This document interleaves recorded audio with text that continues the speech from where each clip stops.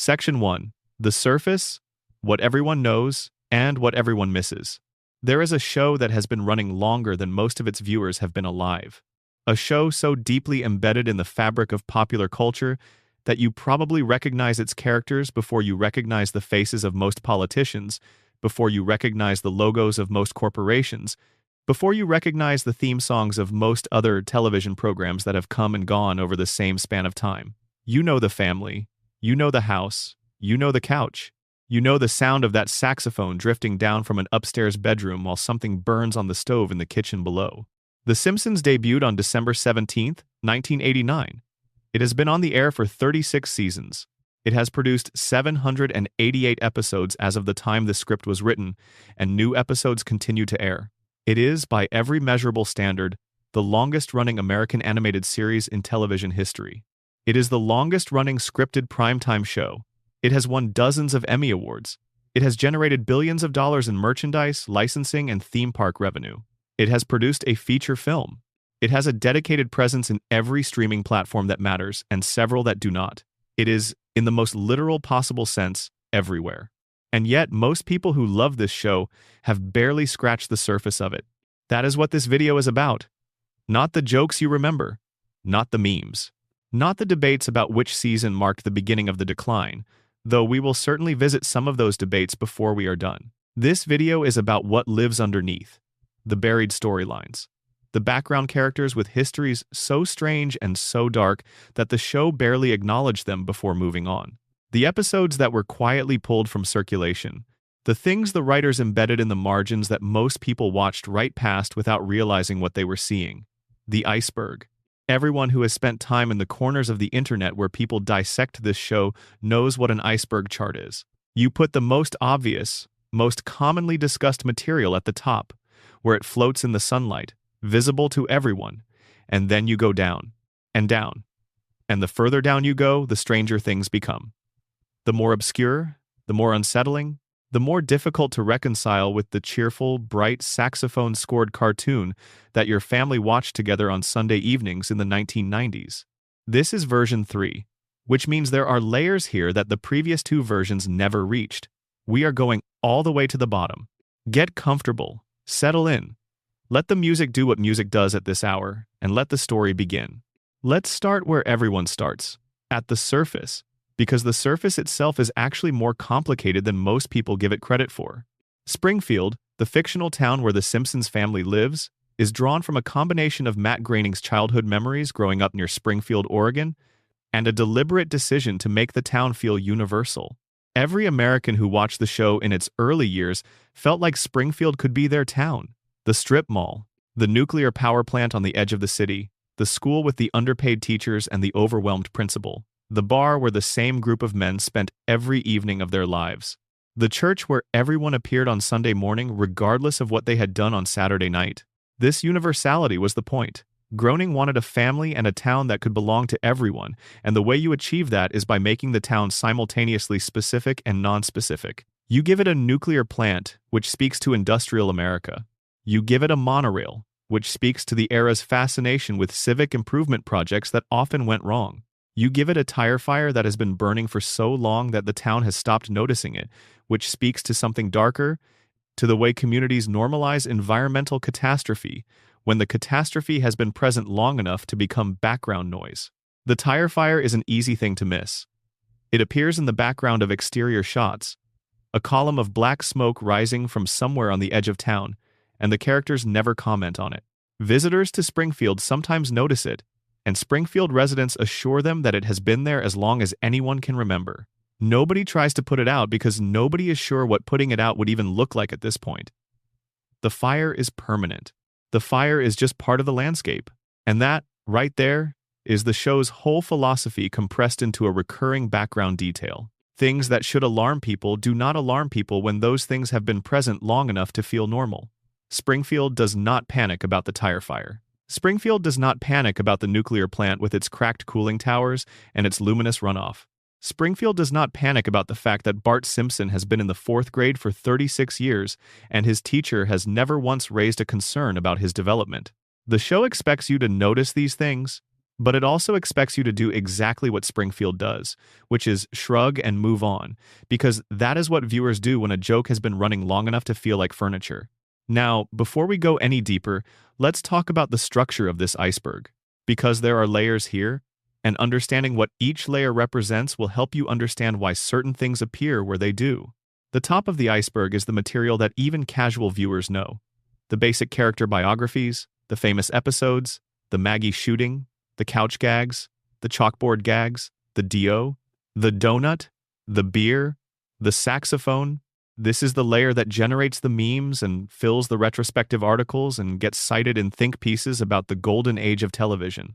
Just below that is the material that dedicated fans know, the extended character histories, the continuity threads that run across multiple seasons, the episodes that were controversial when they aired, the production backstory, the voice cast changes, the behind-the-scenes conflicts. This is the layer where most fan communities live. Below that is where it starts to get genuinely strange. This is the layer where you find the characters whose stories the show introduced and then quietly abandoned. The episodes that were pulled from certain markets for reasons the network never fully explained. The details and background shots that should not be there. The mathematical and scientific content that the show embedded in episodes that most viewers watched as simple comedic set pieces. The real-world events that certain storylines appear to predict or reflect in ways that go beyond what most people credit to coincidence. And then there is the bottom. The theories so elaborate and so internally consistent that the writers have been forced to address them publicly. The connections between plot threads that span decades of episodes. The implications of certain canonical facts that, when you actually sit with them, suggest the show has been telling a story far darker and stranger than anything it has ever explicitly stated. We are going to all of it. Let's begin with the basic architecture of the show, because even here, at the very surface, there are things worth noting that most casual viewers have never thought about. The Simpson family lives at 742 Evergreen Terrace, Springfield. The house is a two-story colonial with a garage, a backyard, a living room with a television that faces a couch, and a kitchen with a table that seats 5. It is, by American sitcom standards, a reasonably sized home. It is a home that, based on Homer's income as a safety inspector at a nuclear power plant and Marge's income as a homemaker and occasional part-time worker, they probably could not afford in any American city that actually exists today. The show has addressed this. There are episodes where the family is explicitly struggling financially, where Homer takes second and third jobs, where the threat of losing the house becomes a genuine source of dramatic tension. But then the financial crisis resolves and the house is still there and everyone goes back to normal, and the show never quite accounts for how a family in Homer's income bracket in modern America maintains a two-story home with a garage and a yard in what appears to be a suburban neighborhood with working utilities and reasonable proximity to schools, a hospital, and a bar. This is the floating economic reality of Springfield. The show uses money as a plot device, deploying scarcity when the story requires it, and then quietly restoring abundance between episodes. It is one of the most fundamental mechanisms of the show's reality, and it operates entirely below the level of conscious attention for most viewers. Homer's salary has been mentioned in various episodes. The figures have varied, which is consistent with the show's general approach to continuity. But the broad implication across multiple canonical references is that Homer earns somewhere between $30,000 and $40,000 per year in his role at the plant, which would place the family firmly in the lower middle class, especially when accounting for 3 children in active development. 3 children who require food, clothing, school supplies, medical care, and the occasional extraordinary expense like a band instrument or a trip to college or a legal defense fund when Bart does something that qualifies as a criminal matter. Marge's contributions to the household income have been significant across the course of the series, but they have also been sporadic and often short-lived.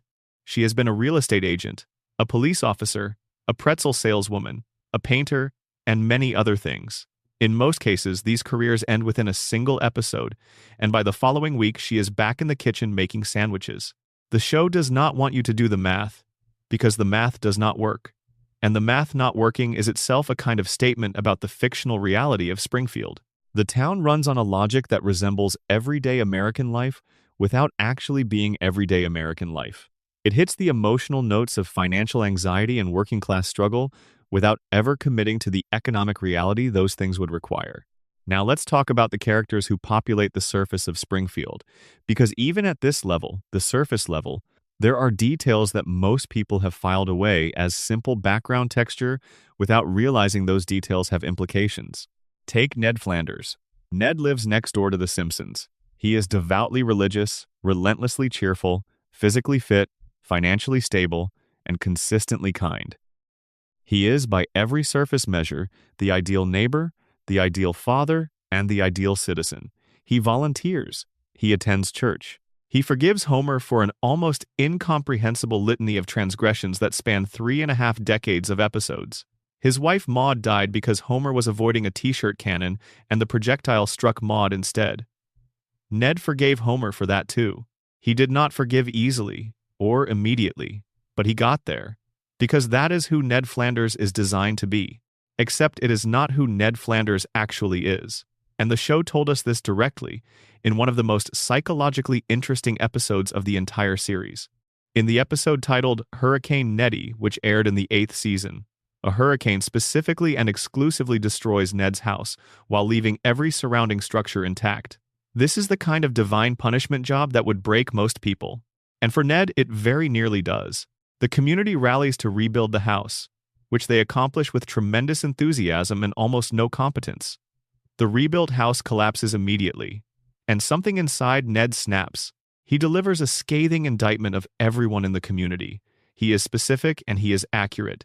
He names failures and character flaws and hypocrisies that he has been absorbing for years without ever expressing. And then he checks himself into a mental health facility because he recognizes that whatever just came out of him is something he cannot safely manage without professional help. And in that facility, the history of Ned Flanders is finally explained. Ned was a deeply troubled child. He was feral, chaotic, impossible to manage. His parents were beatniks, genuinely committed to a philosophy of non-intervention and permissiveness, and they did not believe in discipline. Young Ned was essentially uncontrollable. So his parents took him to a psychiatrist named Dr. Foster, and Dr. Foster employed a technique called the University of Minnesota spanking machine. What this entailed was a long and intensive course of behavioral conditioning designed to completely eliminate Ned's capacity for anger and aggression. It worked. It worked perhaps too well. The adult Ned Flanders is the product of that conditioning. His cheerfulness is not a natural state. His patience is not a virtue he developed through spiritual practice. His forgiveness is not something he chooses freely in moments of genuine moral clarity. It is the only response available to him.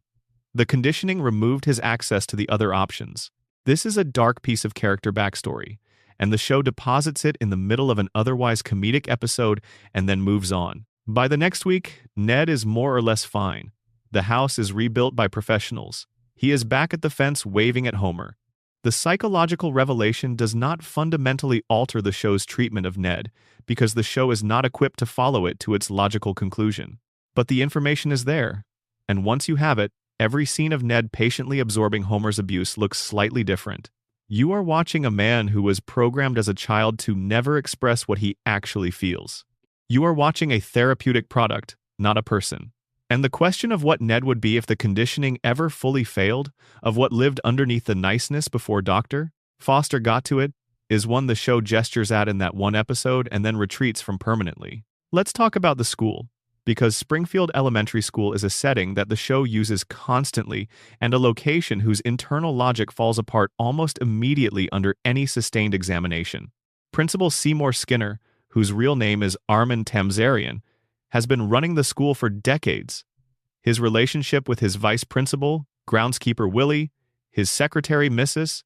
Albright, and his adversarial dynamic with Superintendent Chalmers forms one of the show's most reliable comedic structures. Chalmers shows up, something goes catastrophically wrong, Skinner improvises an explanation, Chalmers half accepts it, and everyone moves on. This cycle has been running for decades, and it never gets old, because the performers and the writers have refined it to such a degree that it functions like a perfectly calibrated machine. But what is actually happening at Springfield Elementary? What kind of education are these children receiving? The teaching staff is, to put it charitably, eclectic. Mrs. Krabappel, Bart's 4th grade teacher for most of the series, was played by Marcia Wallace, who passed away in 2013. The character was retired with a tribute card that read, "We'll really miss you, Mrs. K." Edna Krabappel is one of the show's most fully realized supporting characters. She is disillusioned, romantically unlucky, professionally exhausted, and intermittently kind in ways that catch you off guard. She is probably the most realistic portrait of a burned-out teacher in the history of American animation. She is also, by any objective standard, not doing her job. Bart Simpson has been in her class for 36 years without advancing to the 5th grade, and Edna's response to this situation has ranged from exasperated resignation to active complicity in Bart's academic failure.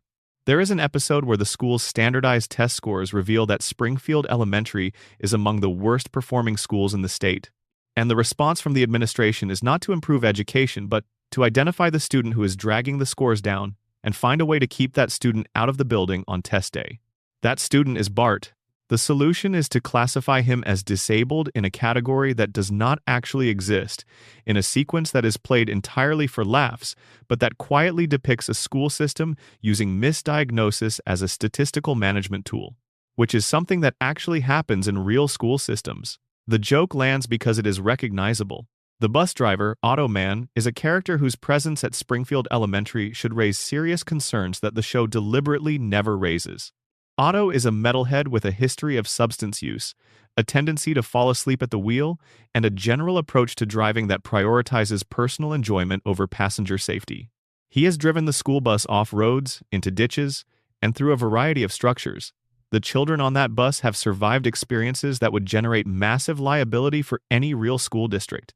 Otto is beloved by the children and by the audience, because he is funny and because his affection for the kids he drives is genuine, even when his competence is not. There is a warmth to Otto that makes him likable in the way that many of Springfield's most irresponsible residents are likable, which is a deliberate choice the show makes over and over again.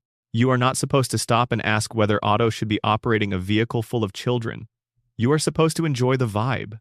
But if you do stop and ask, the answer is clearly no.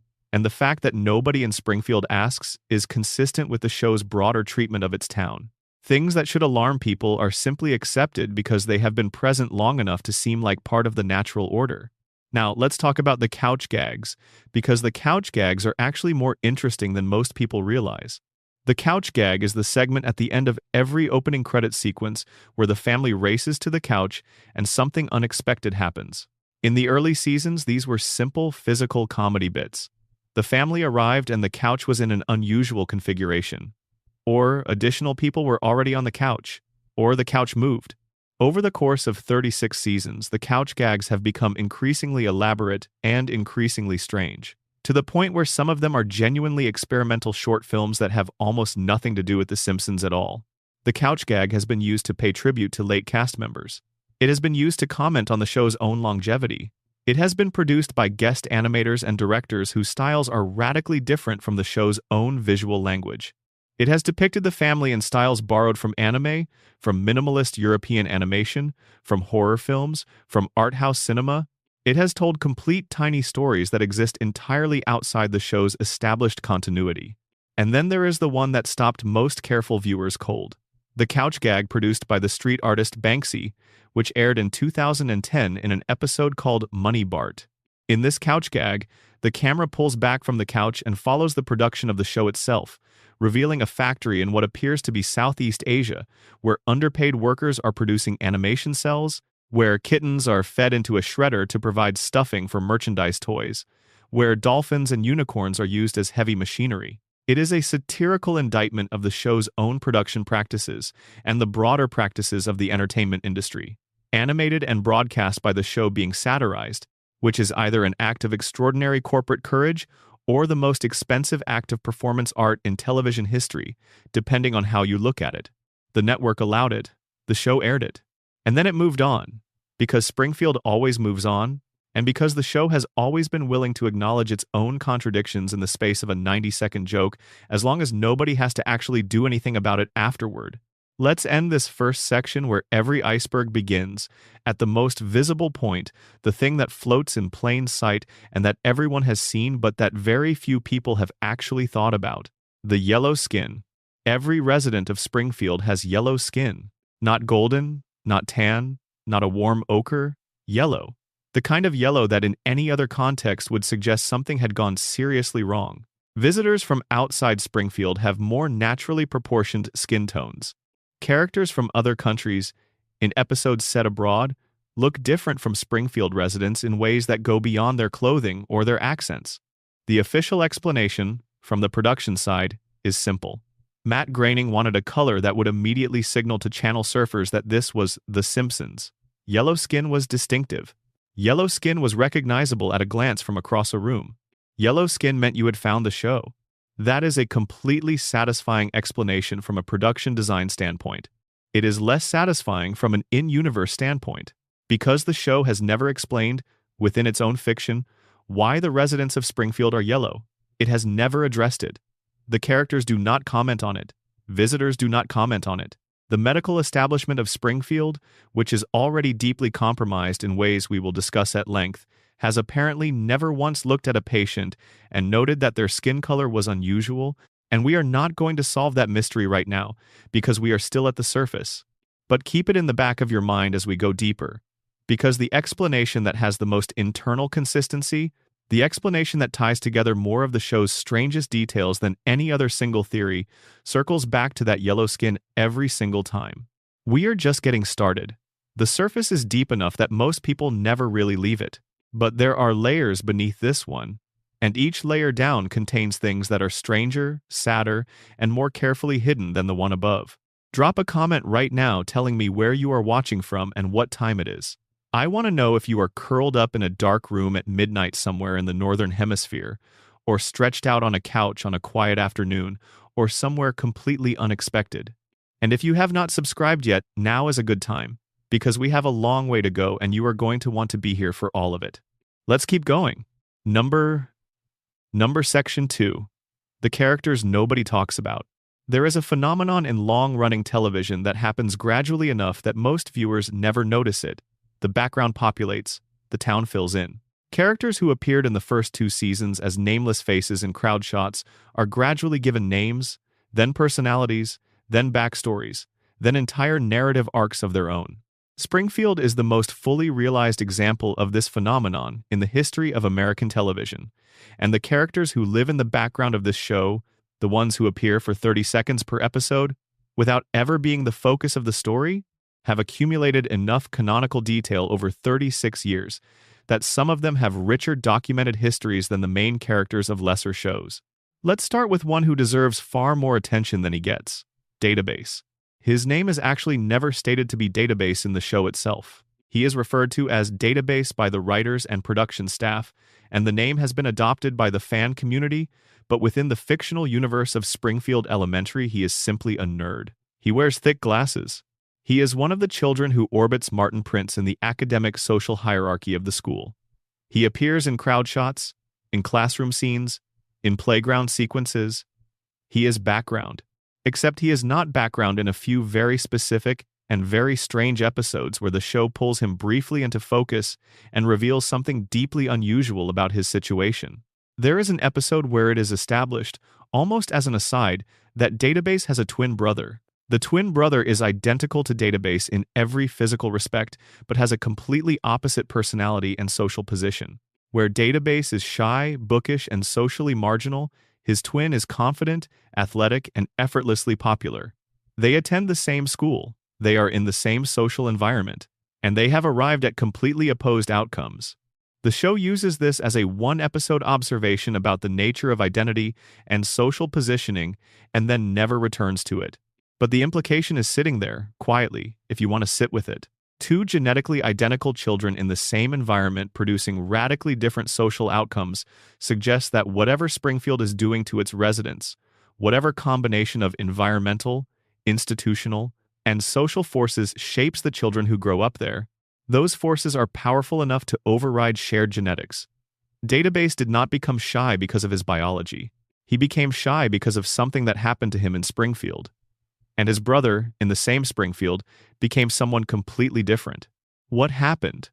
The show does not say. The show is never going to say. But the question is in there. Martin Prince is one of the most consistently mistreated characters in the history of the show, and the treatment he receives is presented almost entirely as comedy, which is worth sitting with. Martin is the academic star of Springfield Elementary. He is the teacher's pet, the spelling bee champion, the science fair perennial. He speaks in a formal register that sounds nothing like any 10-year-old in any actual school, and he is bullied with a relentlessness and a creativity that, if you mapped it onto a real school environment, would constitute a sustained campaign of psychological torment. The bullies, Nelson Muntz in particular, target Martin with a consistency that suggests they have made his suffering a priority, not just an opportunistic thing, a commitment. The show plays this for laughs because Martin's reactions are comedic and because Nelson's catchphrase, "haha," has been normalized into something charming. And Martin is resilient in the way that characters in animated shows are resilient, which is to say that whatever happens to him in one episode does not visibly affect him in the next. He remains earnest and enthusiastic and academically focused, regardless of what has been done to him recently. But the show does occasionally let something darker through. There are episodes where Martin's loneliness is not played as a joke, where the disconnect between his intellectual gifts and his social reality is treated as genuinely painful, where you can see, if you are paying attention, that this is a child who has been told repeatedly by his environment that the things he values and the things he is good at are shameful, and who has chosen to continue valuing and being good at them anyway, which is either admirable or heartbreaking depending on how you look at it. Martin's home life is barely explored. His parents appear occasionally and seem pleasant and supportive. His mother is enthusiastic about his accomplishments. His father is mild-mannered and kind. By Springfield standards, this is essentially an ideal household, and yet Martin remains, across 36 seasons, one of the most isolated characters in the show. The show has never resolved this. The show has never suggested that it will be resolved. Martin Prince will be in 4th grade, being pelted with dodgeballs and having his lunch money extracted by Nelson Muntz until the show ends. And the show does not plan to end. Nelson Muntz deserves his own extended examination because Nelson Muntz is one of the most quietly devastating characters the show has ever produced, and the distance between how he is presented and what his actual situation suggests is enormous. Nelson is the bully. He laughs at misfortune, he extorts money, he fights, he vandalizes. He exists at the bottom of the institutional hierarchy while simultaneously wielding significant social power through fear. He is the character you are supposed to feel uncomplicated things about. He is the antagonist of the playground. He does bad things to good kids. Except Nelson Muntz's home life is a disaster of such comprehensive scope that the show's periodic treatments of it constitute some of its most genuinely affecting material. Nelson's mother is intermittently present and almost entirely useless as a parent. She drifts in and out of his life, prioritizing her own social needs over his developmental ones, disappearing for extended periods without explanation, and returning with no acknowledgement of the abandonment. Nelson's father is absent.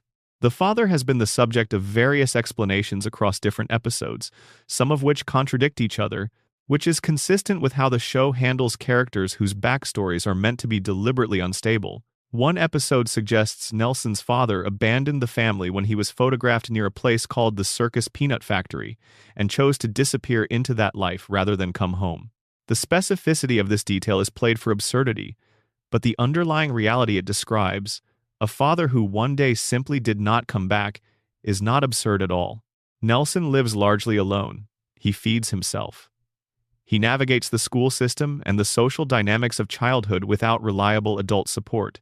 He has developed the behavioral patterns that children develop under these circumstances, which include aggression, hypervigilance, difficulty with trust, and the kind of social dominance behavior that compensates for a felt lack of safety. Nelson Muntz is not a bully because he is a bad child. Nelson Muntz is a bully because the systems that were supposed to protect him have failed him comprehensively. And Springfield does not intervene. The school does not intervene. Social services do not appear to exist in any meaningful operational sense in Springfield. Nelson is left to manage.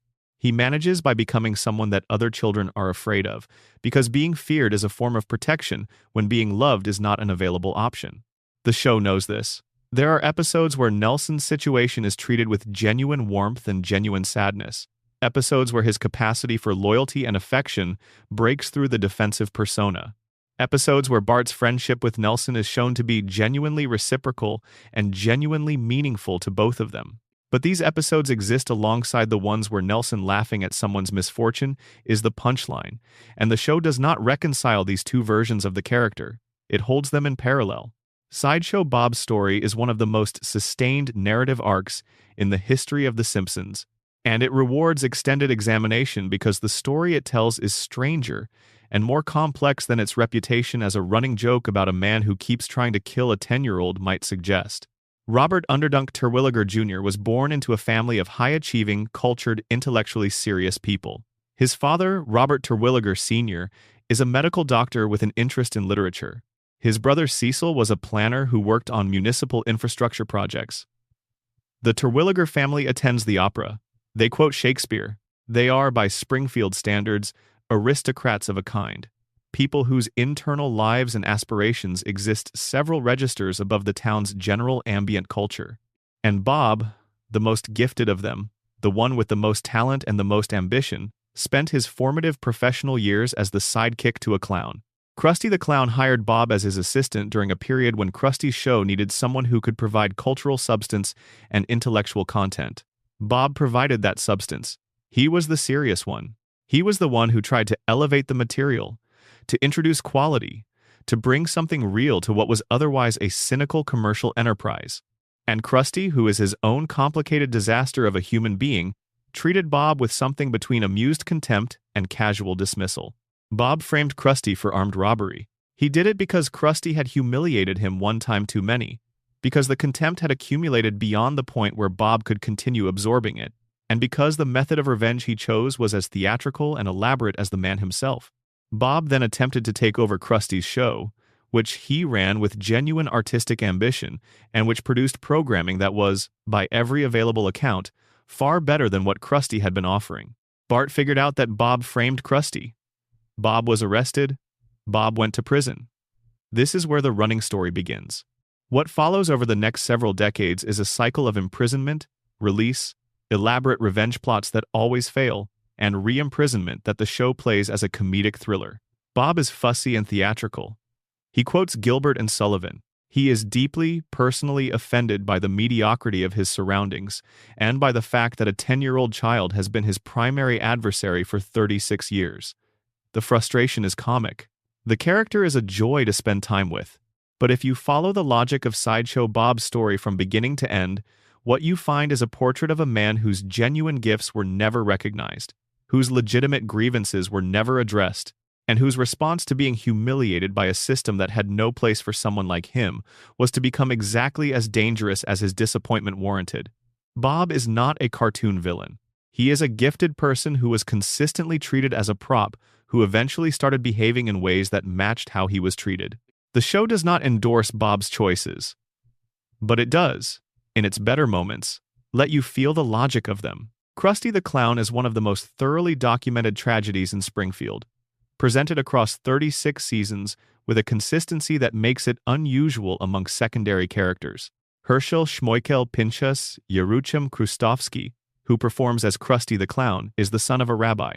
His father, Rabbi Hyman Krustowski, was a revered member of Springfield's Jewish community who could not accept his son's choice of career. The split between Krusty and his father is one of the show's most emotionally genuine storylines. Krusty pursued comedy because it was his calling. His father wanted him to follow a more serious path, a more dignified path, a path that matched the family's standing and the community's expectations. Krusty could not do it. He had to be a clown. And the cost of that choice was his relationship with the person whose approval he most needed. The episode where Bart helps reconnect Krusty with his father is one of the most genuinely moving things the show has ever produced. The reconciliation is not easy. It is not clean. It requires both men to give something up. And when it lands with the kind of weight that the show can achieve when it decides to set aside the jokes for a moment and let its characters be human. Krusty's professional life is a tangle of compromises and cynicism. He endorses products he does not use. He cuts corners on his programming. He has accumulated enough personal debt and personal damage to fill several seasons of a more realistic drama. He drinks. He gambles. He has been married multiple times. He has a daughter who he was largely absent from during her childhood. He is, in most measurable respects, a failure as a human being who happens to be enormously successful as a brand.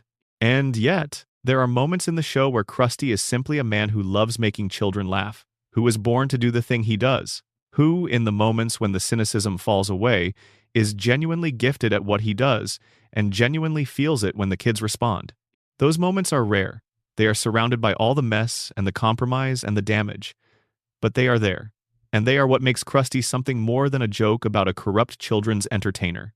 Apu Nahasapi Mapatilon is one of the most contested characters in the history of the show, and the conversation about him, about his portrayal, about his value as a character and the harm his portrayal may have caused, is a conversation that the show itself has not resolved. We will not resolve it here either, because it genuinely cannot be resolved in the space of a few paragraphs. But we can look at what the show actually built with Apu over the course of his run, because the character's history is richer than most discussions of him acknowledge.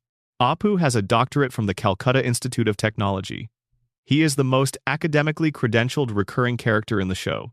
He runs the Quick E-Mart, which is not the career his education prepared him for, and the gap between his qualifications and his employment is a source of gentle comedy in several episodes, but is also, if you examine it, a statement about immigrant economic reality in America. The most educated person in the room is not always the one with the most power or the most options. Apu's marriage to Manjula was arranged, and the early episodes exploring that arrangement are more complicated than a simple joke about arranged marriage. There is genuine affection between Apu and Manjula. There is also genuine friction, because they are two people who were expected to build a life together based on family expectations rather than individual choice. And the show, in its better moments, takes that friction seriously. Manjula is not a passive character. She has agency and opinions and a very realistic reaction to Apu's various failures as a husband, which include an infidelity that the show handles with more weight than you might expect from a comedy. The octuplet storyline, in which Apu and Manjula have 8 children simultaneously, is broadly played for spectacle, but within it there are moments of genuine emotional honesty about what it means to be a parent, overwhelmed by circumstance, about the gap between the life you imagined and the life you actually have, about love that coexists with exhaustion. Apu was written out of the main cast in later seasons, following public criticism of the character. This was a real thing that happened, and the conversation it generated about representation and the responsibilities of satirical portraiture in long-running media is a legitimate and important conversation.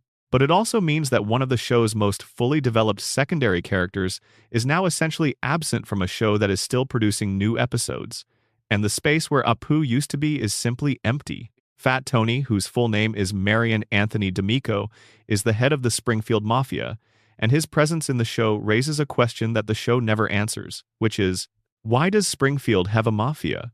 Not a mob, not organized crime in a vague atmospheric sense.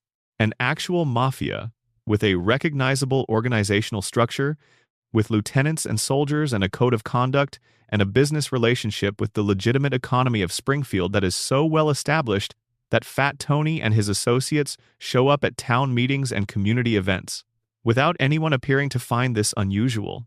Fat Tony is a recurring character who is deployed primarily for comedic effect, but whose presence implies things about Springfield's institutional reality that the show does not follow through on.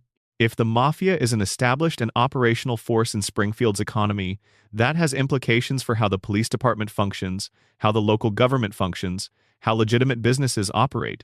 The show sometimes nods to these implications, particularly in episodes where Chief Wiggum's relationship with Fat Tony is revealed to involve the kind of mutual accommodation that suggests the police department is not exactly pursuing organized crime with maximum enthusiasm.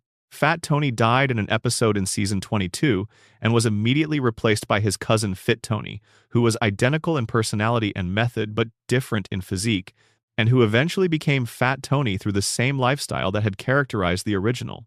This is played as a quick gag, but it points at something the show does throughout its run with secondary characters. The function matters more than the individual. Springfield needs a mafia boss the way it needs a clown and a nuclear plant owner and a police chief, because these are the institutional roles that the town requires to function as a satirical portrait of American civic life. When the individual filling the role is removed, the role finds a new individual. Patty and Selma Bouvier, Marge's sisters, are characters whose function in the show is primarily comedic and primarily antagonistic, and whose inner lives the show has explored with considerably more sympathy than their surface presentation might suggest. They smoke, they work at the Department of Motor Vehicles, they share an apartment. They despise Homer with a consistency and a creativity that constitutes one of the show's most reliable comic engines.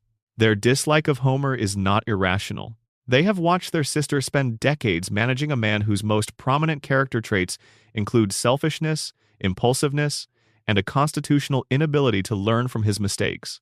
From where Patty and Selma sit, Marge's life looks like a prolonged self-sacrifice, and their hostility toward Homer is an expression of a protectiveness that the show acknowledges, quietly, even while it is playing their behavior for laughs.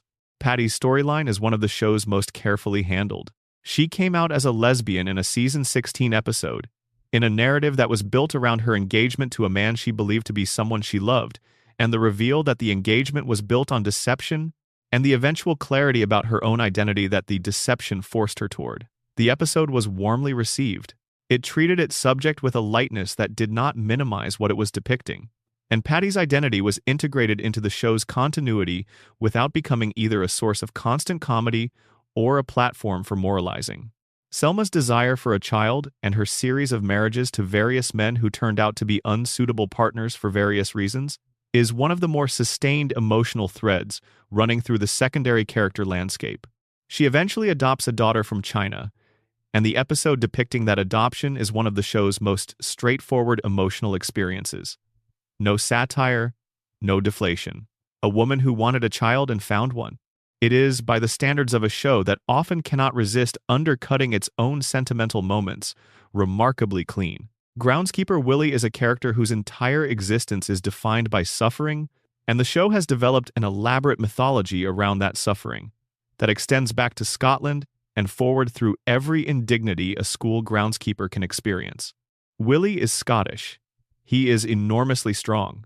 He appears to live in a shack on the grounds of Springfield Elementary, which is either a contractual arrangement or a consequence of circumstances the show has only partially explained. His accent is consistently the most aggressively Scottish accent in the history of American animation. He is proud, volatile, physically capable of feats that would be remarkable even for a much younger man, and deeply emotionally invested in his work at the school and his relationships with the children, even though those relationships are almost exclusively expressed through gruff antagonism. The mythology around Willie's backstory has been built in fragments across many episodes. He has a connection to Scotland that involves family, land, and a sense of displacement that the show treats with more seriousness than you might expect from a comedic character. He has been offered better situations than his current one, and has refused them, or the situations have collapsed before he could take advantage of them, in ways that are sometimes played as comedy and sometimes as something closer to tragedy. Willie is a man of significant capability who has ended up in a position that does not reflect his capabilities, and the gap between what Willie is and what Willie's life looks like is a source of quiet sadness that runs beneath the jokes. We should spend some time with Professor John Frink, because Frink is a character who the show has used primarily as a science joke delivery mechanism, but who has, in occasional episodes, been revealed to have an interior life of considerable depth and a personal history that is genuinely heartbreaking. Frink is a scientist. He speaks in a stream of technobabble that parodies both academic jargon and the public perception of how scientists communicate. He invents things that work in unexpected ways. He is dedicated to his work with a single-mindedness that has clearly come at some cost to his personal life.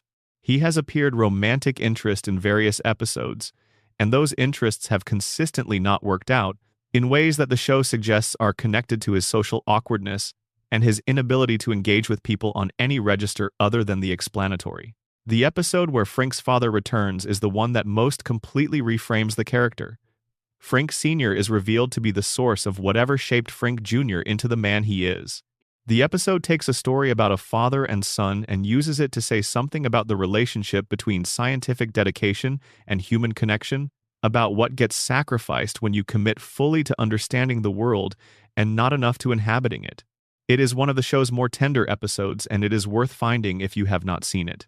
Let's talk about Sea Captain. Because Sea Captain is a character whose entire existence is a mystery, and whose presence in Springfield raises questions the show has never seen fit to answer. His name is Captain Horatio McAllister. He runs a seafood restaurant called the Frying Dutchman. He appears on a body of water near Springfield with a frequency that implies Springfield is either a coastal town or has unusually convenient access to maritime activities. He speaks in the cadence of a 19th-century sailing man. He wears a captain's hat and a pea coat. He has a peg leg in some episodes and two legs in others. He should not be in Springfield. There is no plausible narrative of how a man of his type ends up owning a seafood restaurant in a landlocked Midwestern city. The show has not provided one. He is simply there because Springfield needs a sea captain for the same reason it needs a mafia boss and a nuclear plant owner and a clown. The town is a map of American archetypes, and the sea captain is one of those archetypes, stationed in a location where he does not geographically belong because the show is not really interested in geographic logic. But the detail of the peg leg appearing and disappearing is worth noting, because it is not the only instance of a character's physical characteristics shifting between episodes for characters other than the main family. It suggests either that the show is genuinely indifferent to continuity for secondary characters, or that the rules governing physical reality in Springfield are more flexible than they appear. We cannot leave this section without spending time with Comic Book Guy, whose real name, revealed after many years of being known only by his occupation, is Jeff Albertson. Jeff Albertson is perhaps the most meta character the show has ever produced. He exists to embody a specific type of obsessive consumer of popular culture, one who has sublimated all genuine emotional and social engagement into a relationship with fictional properties, and who uses his encyclopedic knowledge of those properties as both a defensive armor and a social identity. He is, in other words, a portrait of a certain kind of fan. And the show, which is one of the most fan-obsessed properties in the history of American media, put this portrait directly into its own universe and let it walk around criticizing everything for not being good enough.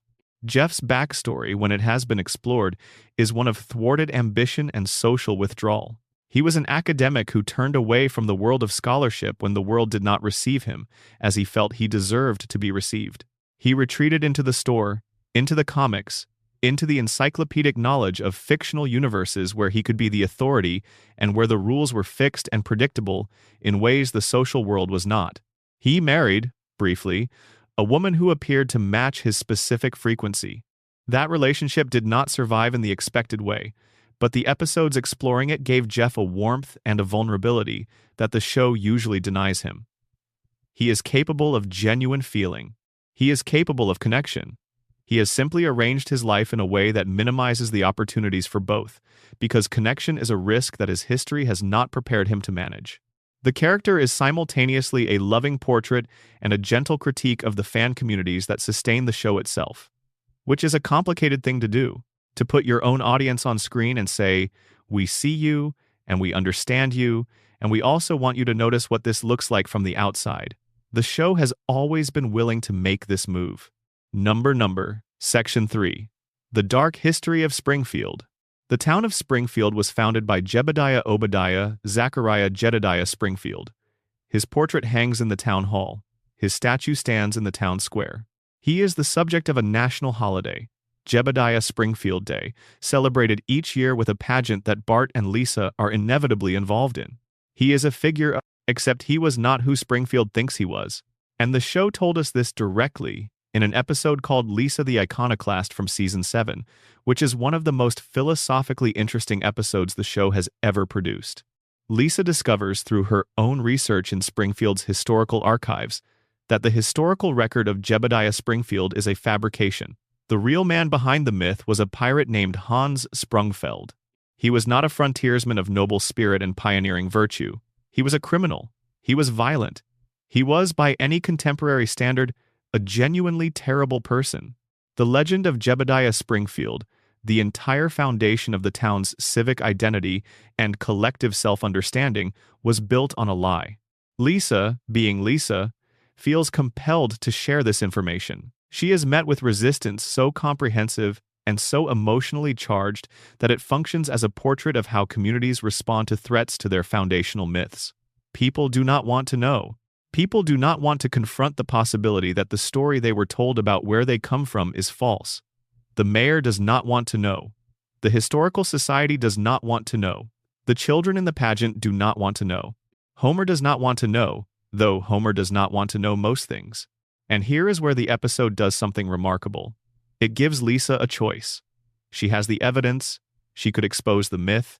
She could correct the historical record. She could tell Springfield the truth about its founder. And in the end, she chooses not to. Not because the evidence is not solid. The evidence is solid. Not because she does not believe the truth matters. Lisa is constitutionally committed to truth in a way that most of the show's characters are not. She chooses silence because she looks at the town celebrating Jebediah Springfield Day, looks at the pageant and the collective joy and the sense of shared identity the myth provides, and decides that the truth is not worth what its revelation would cost. This is a genuinely complicated moral position for a children's animated comedy to take. The show presents it with enough ambiguity that you can argue about whether Lisa made the right call. But it also presents it with enough empathy that you understand why she made the call she made. And the question it leaves behind is the one that haunts this whole section. If the founding of Springfield was built on a lie, what does that mean for everything built on top of that founding? What does a community owe itself when the story it tells about its origins turns out to be fiction? The geography of Springfield's founding is itself a source of historical complexity that the show has seeded through multiple episodes. The location where Jebediah Springfield supposedly planted his flag and declared this the site of a new community was chosen, according to various accounts across different episodes, for reasons ranging from divine inspiration to navigational error to a coin flip between Springfield's founders and the founders of a rival town called Shelbyville. Shelbyville, the rival town, the town whose very existence is an insult to Springfield, and vice versa. The relationship between Springfield and Shelbyville is one of the show's longest-running background elements, a civic rivalry that dates back to the founding and that expresses itself in everything from football games to the children's social dynamics to the occasional full-scale conflict. The episode that explores the founding of both towns is a flashback episode that reveals something genuinely strange. Springfield and Shelbyville were founded simultaneously by the same group of settlers who split over a philosophical disagreement about cousin marriage. Jebediah Springfield was opposed to cousin marriage. Shelbyville's founder Shelby was in favor. The two groups separated and founded competing towns based on this disagreement. This is played entirely for absurdity, and it is absurd. But if you follow the logic, you are looking at two communities whose fundamental cultural divide traces back to a disagreement about a specific reproductive practice, and whose centuries of rivalry are, at the deepest level, a consequence of that original split. Springfield's civic identity is, in the most literal possible sense, defined by what it is not. It is the town that is not Shelbyville. It is the community that chose one path over another at the moment of its founding. And everything that has grown up in the intervening centuries, the institutions, the culture, the collective identity, is built on that original negation. The founding violence of Springfield is a topic the show has handled obliquely, but with more consistency than most viewers notice. Jebediah Springfield's actual history, before the town co-opted his name and his image, included violence. His piratical career was not bloodless. The settling of the area that became Springfield involved the displacement of people who were already there, which the show acknowledges in passing in ways that it does not develop or fully confront. The historical revisionism that created the Jebediah Springfield myth was not just a matter of cleaning up a pirate's reputation. It was a matter of constructing a foundational narrative that erased inconvenient truths about the cost of the town's establishment. This is, of course, a story that maps onto American history broadly. The show is not being subtle about what it is depicting, but the specificity with which it depicts Springfield's version of this very American story, the archive, the research, the individual who uncovers the truth and then has to decide what to do with it, gives it a texture that distinguishes it from simple allegory. Springfield's institutional history is, to put it mildly, checkered. The show has established across multiple episodes that virtually every major institution in the town has been compromised at some point in ways that range from merely embarrassing to genuinely criminal. The mayor's office is one of the most thoroughly documented sites of municipal corruption in American television fiction. Mayor Diamond Joe Quimby, who is modeled visually and behaviorally on the Kennedy political dynasty, has been involved in bribery scandals, kickback schemes, nepotism arrangements of extraordinary brazenness, electoral fraud, and at least a few situations that fall into the category of outright criminal. He is not a villain. He is not presented as a bad person in any deep moral sense. He is presented as a politician, which the show treats as a category that subsumes individual moral qualities into a set of structural incentives and pressures that produce corruption as a kind of natural output. Quimby loves Springfield. He genuinely does. He wants to be re-elected because he enjoys the benefits of power, but he also, in his better moments, wants things to be good for the people he represents. These motivations exist in him simultaneously, not in tension, but in a kind of parallel operation, the way motivations actually exist in actual politicians. The show does not simplify him into a pure villain, because pure villains are less interesting and less accurate than people who do bad things while also genuinely caring about something. The police department of Springfield is an institution whose dysfunction has been documented with extraordinary thoroughness across 36 seasons. Chief Clancy Wiggum is the most visible face of that dysfunction, and his character is one of the show's most layered, because the incompetence the show depicts in him is so comprehensive that it eventually crosses over into something that looks almost like a philosophical position. Wiggum is bad at his job. This is established in the pilot episode and has been reinforced in every subsequent season. He misidentifies suspects, he loses evidence, he arrests the wrong people, he is frequently bought, intimidated, or manipulated by the people he is supposed to be policing. His understanding of both the law he is enforcing and the community he is serving is partial at best and catastrophically wrong at worst. But there are moments in the show where Wiggum demonstrates a kind of shrewd assessment of situations that is impossible to reconcile with pure incompetence. There are episodes where he clearly understands exactly what is happening and is making a choice not to intervene, rather than failing to understand what is happening and being unable to intervene. The distinction matters, because it suggests that Wiggum's relationship with the law is more complicated than simple inability. His son Ralph Wiggum is one of the most beloved characters in Springfield, and his relationship with Ralph is one of the show's most consistently warm portrayals of parenthood. Wiggum loves Ralph with a completeness that cuts through all his professional failures. The episodes where Wiggum is primarily operating in his role as a father, rather than as a police chief, show a different person. Someone capable of care and attention and genuine concern. Someone who is trying, even when he is failing. Springfield's medical establishment deserves its own treatment, because the hospital and the medical professionals who staff it are an ongoing source of both comedy and genuine unease. Dr. Julius Hibbert is the family doctor for the Simpsons and many other Springfield residents. He is competent by the standards of Springfield medicine, which is a low bar that he nevertheless clears reliably. He has a laugh that operates independently of context, emerging in moments of patient distress with a cheerfulness that is consistently played for comic effect but that would, in any real medical encounter, constitute a serious violation of professional norms. Dr. Nick Riviera is the other end of the Springfield medical spectrum. Riviera graduated from a medical school whose reputation the show makes explicit. He is not a good doctor in any conventional sense, and his patients survive his treatments more through luck than through his expertise. He is enthusiastic. He is affordable, which is the primary reason Springfield residents visit him despite his obvious deficiencies. "Hi, everybody," he says, every time he enters a room, and the show has built more comedy out of that greeting and the situations that follow it than you would think possible. What the medical establishment of Springfield collectively suggests is a healthcare system that operates as a comedy of errors. The good doctor has an inappropriate laugh. The bad doctor has no discernible qualifications. The hospital runs on chaos. Medical decisions are made with alarming informality, and the residents of Springfield receive care that is, at best, adequate and, at worst, genuinely dangerous. This is, again, recognizable. The show is not depicting a fantastical healthcare system. It is depicting an exaggerated version of something that a significant portion of its audience has experienced directly. The history of Springfield's nuclear plant deserves a deeper examination in this section, because the plant's history extends back further than most viewers know, and the decisions made in its establishment have shaped everything that followed. Montgomery Burns did not build the plant from nothing. The plant was constructed in the 1950s, during the period when nuclear power was understood by the American public, primarily through the optimistic lens of mid-century technological enthusiasm. The atom was going to power the future.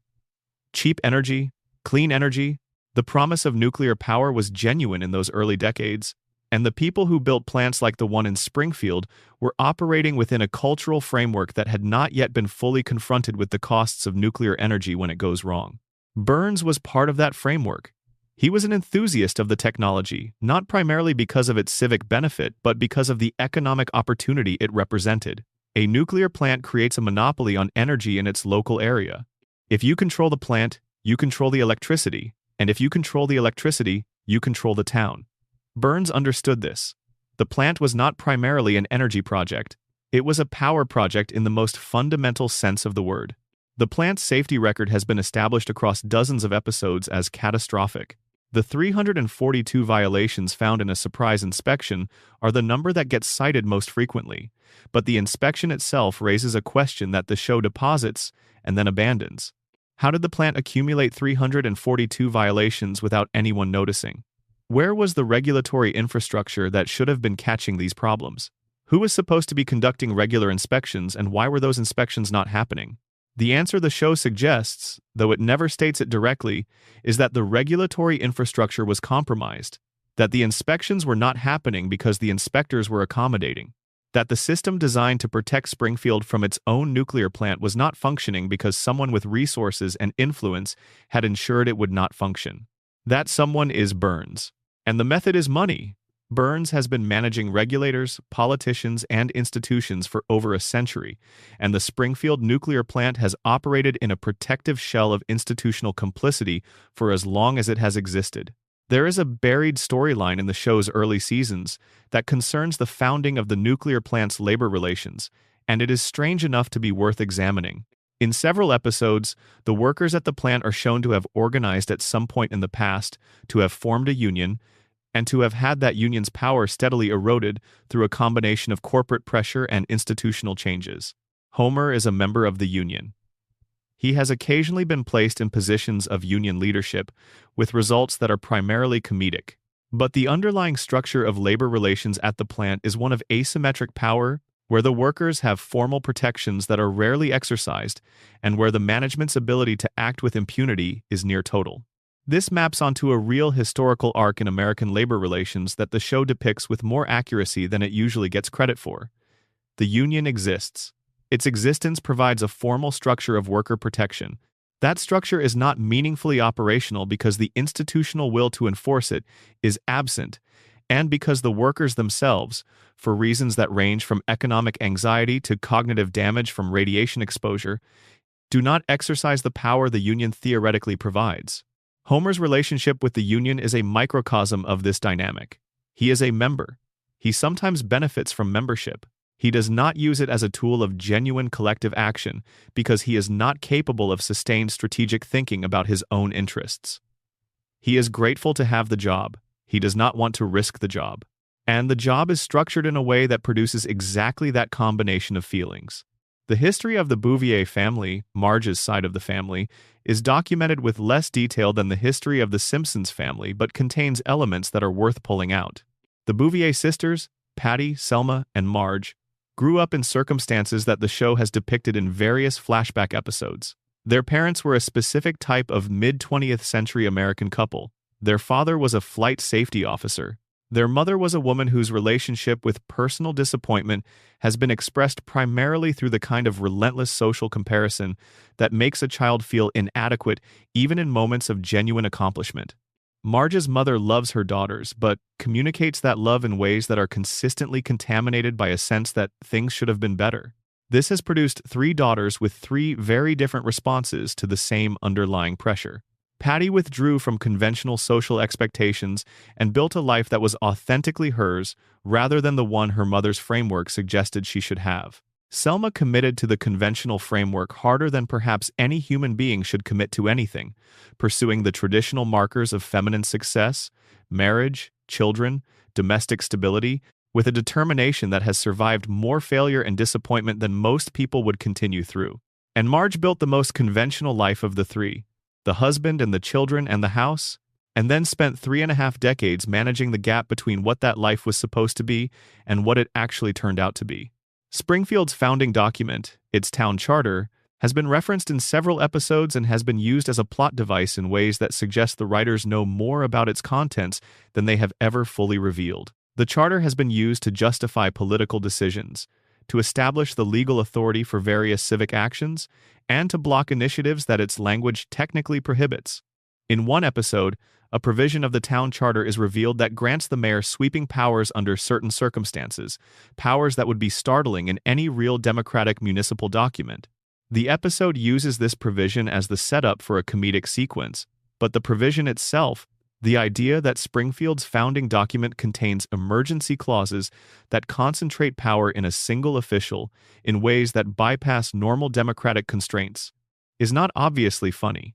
It is actually fairly plausible as a description of how certain small-town governments work when the institutional culture has never been seriously examined. Let's close this section with Springfield's relationship to the law, because the legal system in Springfield is one of the most consistently, almost lovingly corrupt institutions in the show's universe. Blue-haired lawyer, whose name has never been definitively established, is the most frequently appearing legal figure in Springfield and functions primarily as a tool of corporate power. He appears when Burns needs representation.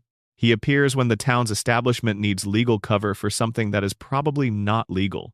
He is competent in a narrow and specific sense, which is to say that he is excellent at using the legal system to produce outcomes that benefit his clients regardless of whether those outcomes are just.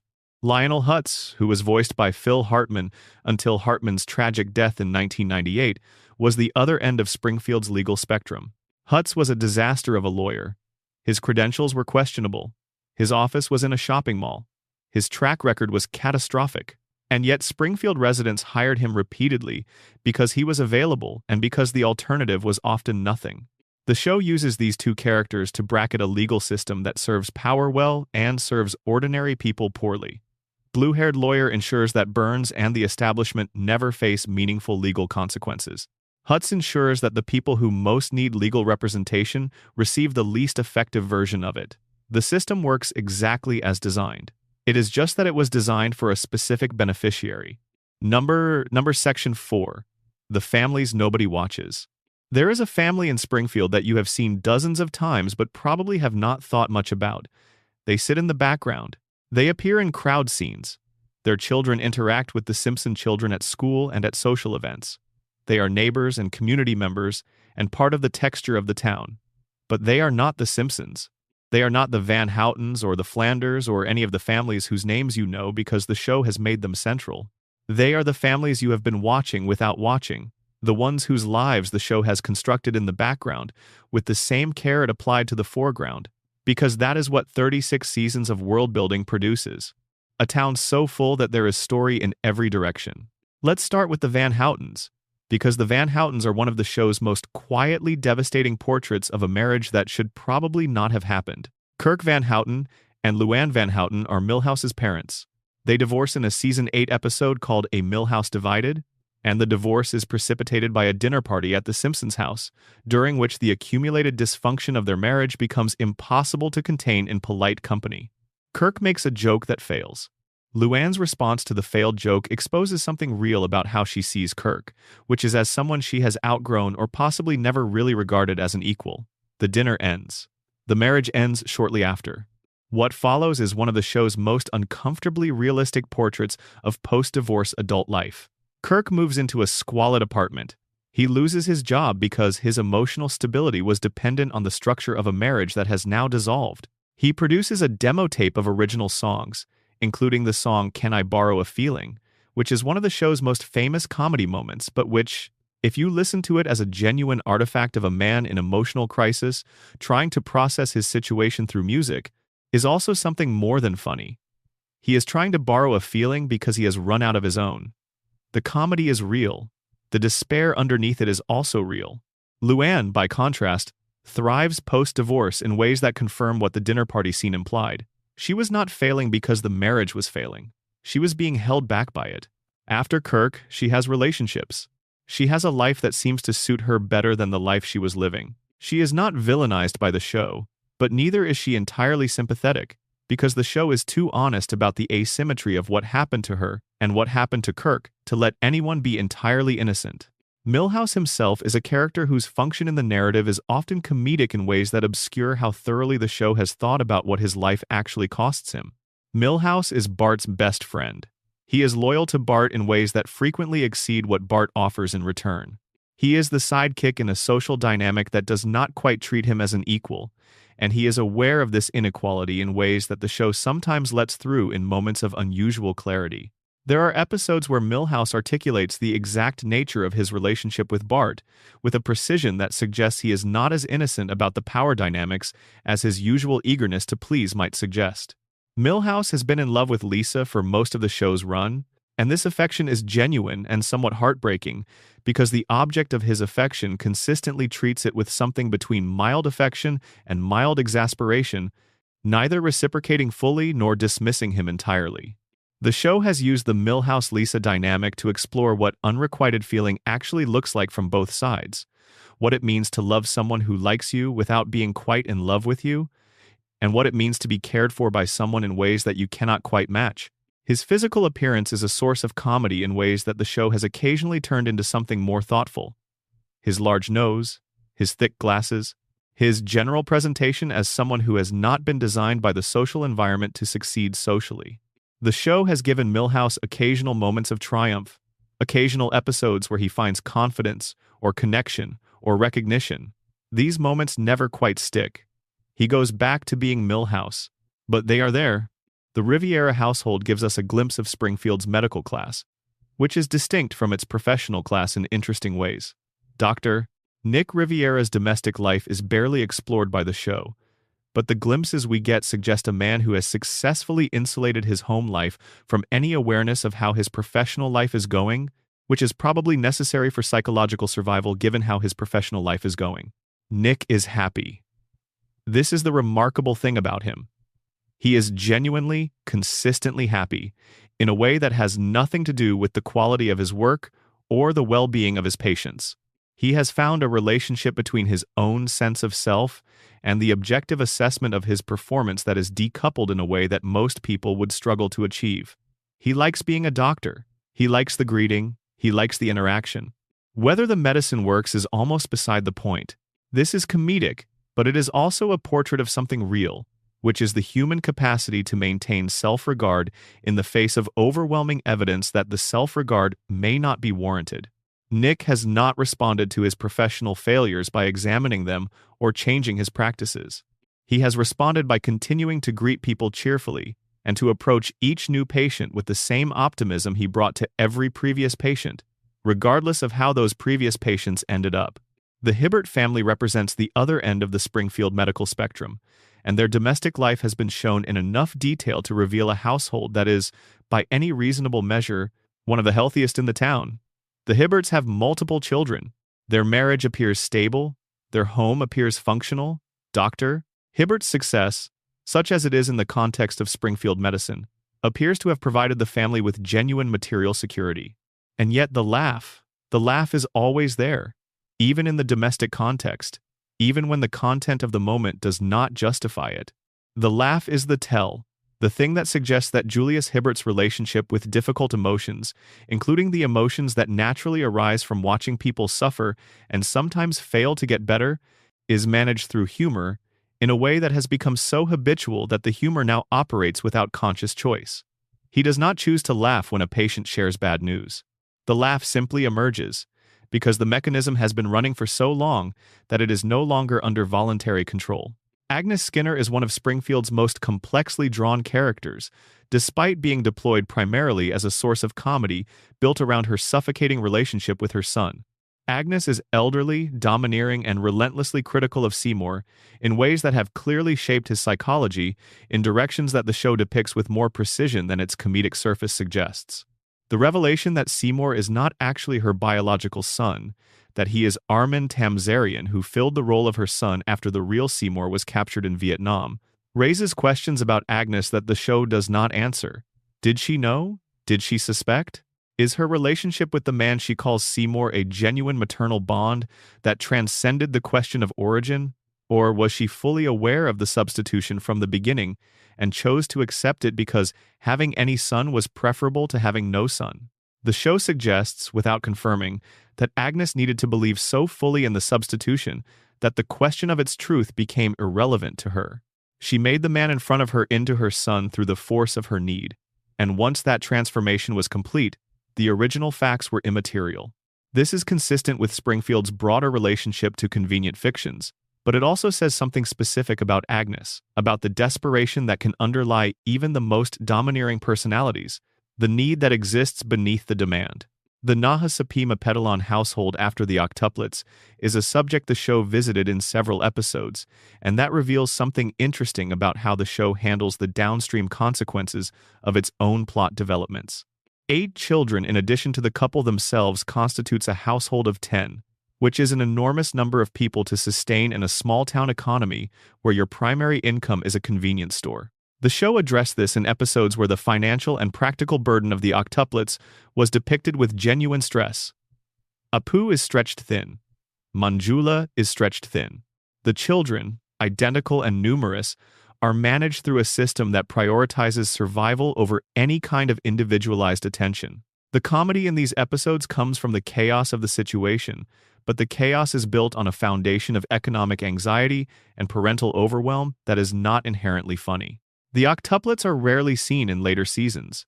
The show's focus on them diminished as the novelty of the situation wore off. But they are still canonically present in Springfield, still aging at the same rate that no one in Springfield ages, still a household that the show set up and then largely stopped checking in on. The Flanders household, after Maud's death, is one of the show's most extended experiments in depicting grief in a comedic context. Ned's process of moving through widowhood, his attempts at new relationships, his management of his sons Rod and Todd in the absence of their mother, runs across multiple seasons and contains moments of genuine emotional depth alongside moments of pure comedy. Rod and Todd Flanders are, like many of the children in Springfield, products of their environment in ways that the show depicts with ambivalence. They are sweet boys. They are also profoundly sheltered, raised within a framework of religious observance and parental protection that has left them ill-equipped for the social reality of Springfield Elementary. They are bullied. They are confused by the behavior of their peers, which does not conform to the rules they have been given. They are, in their way, as socially vulnerable as Milhouse, though from a different starting point. The question of what Rod and Todd become, of what adults they will grow into given the combination of a deeply loving but psychologically constrained father and a mother they lost before they were old enough to fully know her, is one that the show has gestured at in flash-forward episodes without fully committing to an answer. The Bouvier Simpsons family history, specifically the relationship between Marge's childhood and her adult life, is something the show has explored in multiple flashback episodes, with results that are illuminating and sometimes contradictory. Marge was an artistically gifted child. She had a genuine talent for painting that was visible early and that her environment did not particularly cultivate. She was practical, organized, and responsible in ways that made her the stable one among her sisters, which is a role that is often rewarding and often quietly costly. The stable one does not get to fall apart. The stable one manages while other people work through their dramas. The stable one holds everything together and receives less recognition for the holding than the people who needed to be held receive for their crises. This is Marge's fundamental character arc across 36 seasons. She holds things together. She is the load-bearing wall of the family, and like a load-bearing wall, she is rarely noticed until something threatens to go wrong, at which point everyone suddenly becomes very interested in her well-being. The show has given Marge occasional episodes that are entirely hers, that center her experience and her choices, and these episodes are among the show's best. The one where she nearly has an affair with a handsome bowling instructor. The one where she discovers she has agoraphobia. The one where she goes to art school and rediscovers her talent. These episodes exist in a part of the show's universe where Marge is not managing Homer's disasters but navigating her own inner life. And what her inner life contains is more complicated than the patient, cheerful exterior usually reveals. Let's close this section with a family that is almost entirely background, but whose presence in Springfield carries implications that the show has never quite followed through on. The Winfields and the Lovejoys represent the professional class religious stratum of Springfield, And the Lovejoy household in particular is one whose dynamic reflects something broader about the show's treatment of institutional religion. Reverend Timothy Lovejoy was, in his youth, a man of genuine faith. He cared about his congregation. He found meaning in his ministry.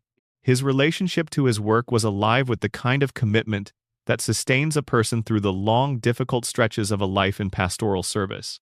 And then Ned Flanders arrived. Ned Flanders, with his endless questions, his specific and detailed theological concerns, his need for pastoral attention at frequencies and volumes that a single minister serving an entire congregation cannot possibly sustain, wore Lovejoy down over time. He arrived at a place where his investment in his congregation had been depleted by the relentless demands of a single member, and his response was to withdraw into a kind of professional detachment that covers the show's entire run. He goes through the motions. He delivers the sermons. He is present at the relevant community events, but the fire is not there, and the fire's absence, and the specific person responsible for extinguishing it, is one of the show's most quietly damning portraits of the unintended consequences of need. Number Section 5. The episodes that were never supposed to air. The Simpsons has had a complicated relationship with censorship and content restriction across its history, and the episodes that have been pulled from certain markets, edited for broadcast in various countries, or simply removed from circulation. Following real-world events constitute a category of the show's history that is worth examining in detail. The most significant single event affecting the show's broadcast history was September 11, 2001. Following the attacks, Fox and the show's producers made decisions about which episodes to pull from circulation, which episodes to delay, and which episodes to edit before they could continue broadcasting. These decisions were made quickly, under enormous pressure, and the results were sometimes inconsistent in ways that reflected the genuine difficulty of applying clear rules to a body of work as large and as varied as The Simpsons. The episode titled New York, New York, New York, which had depicted Homer's car being towed to the World Trade Center, was pulled from syndication and has been difficult to see in its original form since 2001. The episode predated the attacks by years and had nothing to do with them thematically, but its specific imagery of the Twin Towers in a context of comedic irritation was felt to be inappropriate for broadcast in the period following the attacks. The episode has been recut for some subsequent broadcasts but exists in a form that most contemporary viewers have never seen. This pulling was understandable and was widely accepted. The more complicated cases involve episodes that were edited not because their content was directly triggered by the attacks, but because the editing criteria, once established, were applied in ways that affected content whose connection to the attacks was more tenuous. Certain skyline shots were modified. Certain jokes that touched on themes of buildings, disaster, or civic catastrophe were reviewed. The result was a set of episodes that exist in multiple versions, pre-2001 and post-2001, in ways that the casual viewer would never notice but that are visible to anyone comparing the original broadcast with later syndication.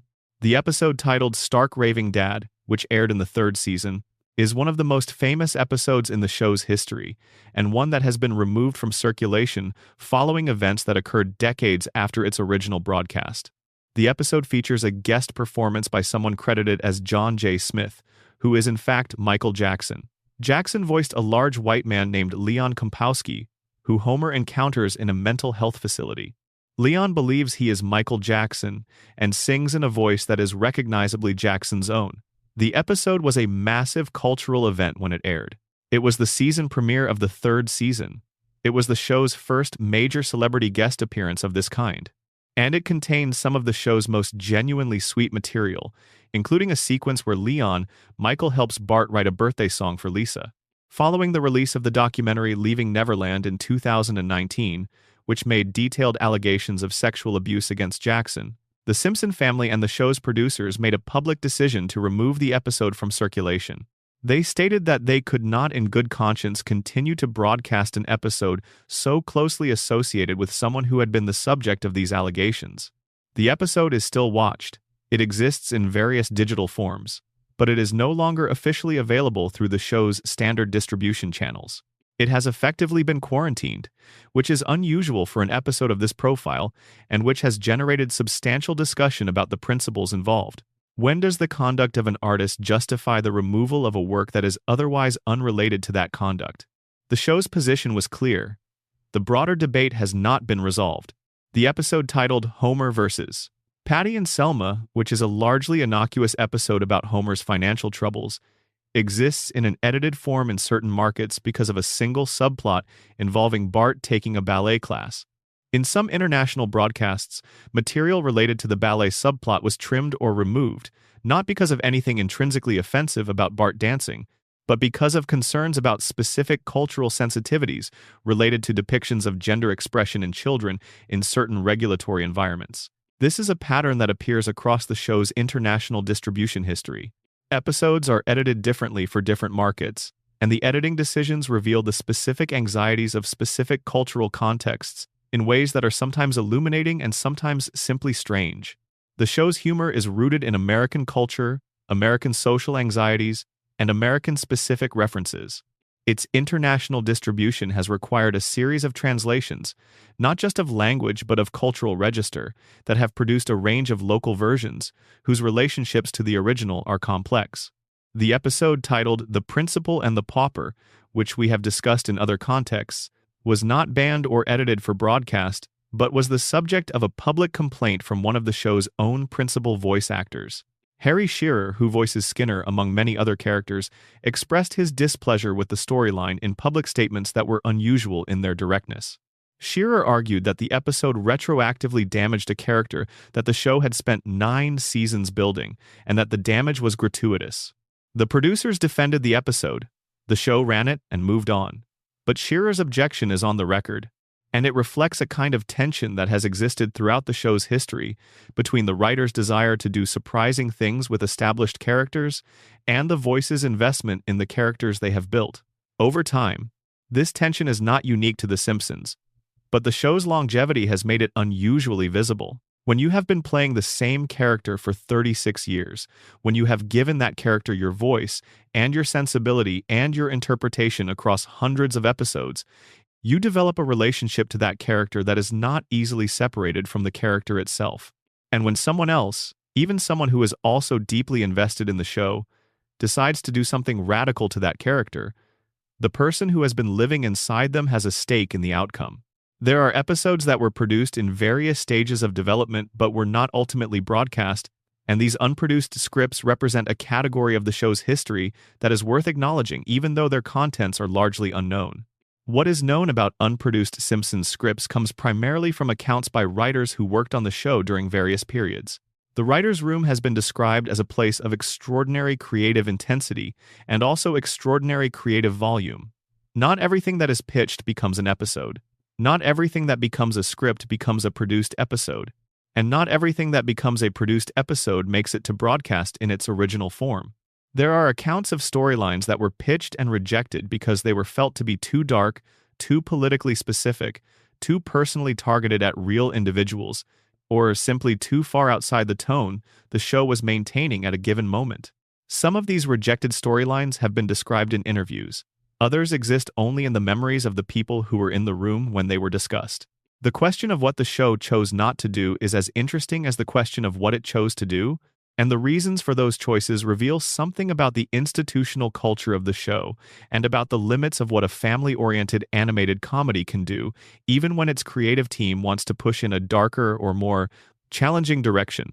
The Treehouse of Horror episodes occupy a special category in the discussion of episodes with complicated broadcast histories because the anthology horror format has given the show's writers a recurring space to do things that the regular continuity cannot accommodate. Several Treehouse of Horror segments have been edited or restricted in specific markets, and the reasons are instructive. A segment parodying a specific religious practice was edited for broadcast in a market where that practice was observed by a significant portion of the audience, and the editing was done in a way that preserved the comedic structure of the segment while removing the specific religious reference, which is a genuinely difficult piece of editorial surgery. The result was a version of the segment that made slightly less sense than the original, but that avoided the offense that the original might have caused. A segment involving cannibalism was restricted in at least one market, for reasons that seem obvious in retrospect, but that the show's producers apparently did not anticipate would be a problem everywhere the show was distributed. The assumption that what plays as absurdist dark comedy in one cultural context will play the same way in every cultural context is one that international distribution consistently challenges. The show's relationship to political episodes, particularly episodes that engaged with specific electoral events or specific political figures in ways that went beyond satire into something that might be read as advocacy, has been complicated throughout its history. The network has occasionally pushed back on storylines that were felt to be too partisan in specific ways. The most interesting of these pushbacks involves not what was changed, but what was not changed. The Trump presidency joke, which appeared in an episode years before Trump's actual presidency, was allowed to stand. The prediction about the presidential escalator descent was allowed to stand. The show was permitted to engage with electoral politics in ways that were pointed and specific, as long as the engagement was framed as satire and as long as it maintained the kind of comedic distance that allowed it to be read as observation rather than advocacy. When that framing collapsed, when an episode felt less like satire and more like a direct political statement, the network conversations became more complicated. The show has navigated this boundary for 36 years with considerable skill, pushing against it repeatedly, occasionally getting pushed back, and generally finding a way to say what it wants to say within the constraints of what it is permitted to say. The episode involving Apu's treatment of workers in the Quickie Mart has been discussed in various broadcast contexts because it touches on labor practices and immigration status in ways that became more politically charged. As the cultural conversation around those issues intensified, episodes that originally aired in a context where their satirical observations registered as general commentary were re-evaluated in later years when the same observations landed differently. This is not a problem unique to The Simpsons. It is a problem that all long-running cultural artifacts face as the context in which they are received changes. The same words can mean different things depending on what is happening in the world when they are heard. And a show that has been on the air for 36 years has inevitably produced material that registered one way in its original broadcast and registers differently when seen through subsequent historical lenses. The episode titled Stark Raving Dad is the most dramatic example of this phenomenon, but the list extends well beyond it. There are episodes involving specific real-world disasters, episodes involving specific public figures who later became subjects of controversy or tragedy, episodes involving cultural stereotypes that were acceptable in their original context and have become less acceptable as the conversation about representation has evolved. The show exists in a complicated temporal relationship with its own history, constantly being rewatched by new audiences who bring different expectations and different contexts than the audiences who watch the original broadcasts. What the show does with this is interesting. In some cases, it has chosen to lean into the complication, to address its own history directly within the show or in public statements by producers and cast. In other cases, it has chosen to simply let the complication exist without addressing it. Both approaches have defenders and critics. Neither approach resolves the fundamental tension between a show that was produced across a specific historical period and audiences who are encountering that show in a different historical period. The final category of problematic broadcast history involves episodes that are not pulled or edited, but that the show's own creative team has indicated they are not entirely proud of. Every long-running creative enterprise produces work that does not live up to the standards the enterprise aspires to, and The Simpsons is not exempt from this. Writers who have worked on the show have been asked in interviews to identify episodes they are less proud of, and the answers, when they come, are usually specific and usually honest. The episodes they mention are not always the ones the fan community identifies as low points. The creative failures the writers see often involve moments where they felt they did not do justice to a character or a theme, where a comedic choice foreclosed an emotional possibility that would have been more interesting, where the pressure of the production schedule or the network's notes pushed them toward a version of something that was less than what they had imagined. This internal self-criticism is one of the show's most admirable qualities. The best people who have worked on it have always known what it was capable of and have always measured their work against that standard. The gap between what the show could be and what it sometimes is has been a source of creative pressure across the entire run. Number. Section 6. The Writer's Room Secrets. The writer's room of The Simpsons has been, across its various incarnations, one of the most celebrated creative environments in the history of American television. And the things that happened in that room, the jokes that were embedded in episodes as personal references, the mathematical and scientific content that was included because specific writers had specific backgrounds, the recurring elements that function as a kind of internal communication channel between the writers and the fraction of the audience that is paying close enough attention to receive the signal, constitute a category of the show's history that is enormously rich and largely unexplored by mainstream discussion. The show has historically employed writers with advanced degrees in fields far outside television writing. This is not accidental. The show has always valued intelligence in a specific way. Not the kind of intelligence that produces easy jokes for the broadest possible audience, but the kind that produces jokes at multiple registers simultaneously. Jokes that are funny if you are paying casual attention and funnier. If you are paying close attention and funnier still. If you happen to have a background in the specific field the joke is referencing. Al Jean, who has been an executive producer of the show for most of its run, studied mathematics at Harvard. He has discussed in interviews how the mathematical background informed his approach to comedic structure, to the architecture of a joke, to the way information is sequenced to produce a punchline that feels inevitable rather than arbitrary. The mathematical sensibility is not just thematic, not just an explanation for why the show includes actual mathematical content. It is structural. The jokes are built like proofs. The couch gag has been used as an internal communication device more often than the outside audience realizes. Certain couch gags contain references that are entirely legible only to people who were present in the production for specific events.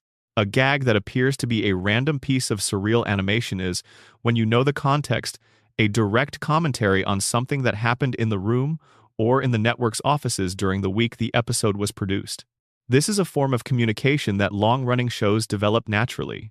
When you have been working with the same people for decades, in the same environment, producing the same product, you develop a shared vocabulary of reference that is incomprehensible to outsiders.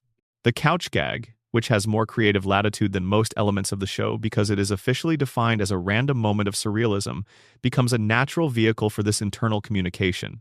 The audience sees something absurd and charming. The room sees something specific and pointed.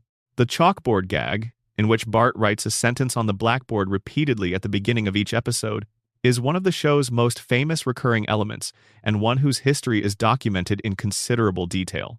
The chalkboard gag started as specific, context-dependent jokes in the early seasons and evolved into a formula that has been maintained across the entire run. Bart writes something he is not supposed to do, or something that addresses some event specific to the episode or to the cultural moment of the broadcast. The gags are written quickly, often in the final stages of production, and they reflect whatever the writers are thinking about at the moment of writing rather than anything planned well in advance. Some chalkboard gags are simple and disposable. Others are astonishingly specific, referencing internal production events or making comments on current events that were happening during the week of final production and that most viewers, watching the episode months later in syndication, entirely miss. There is a documented instance of a chalkboard gag that directly referenced a specific disagreement between the writing staff and the network, phrased in a way that was legible to anyone who knew what the disagreement was about and invisible to everyone else. The gag aired. The network did not notice. The writers celebrated in the way that people celebrate small victories in creative battles.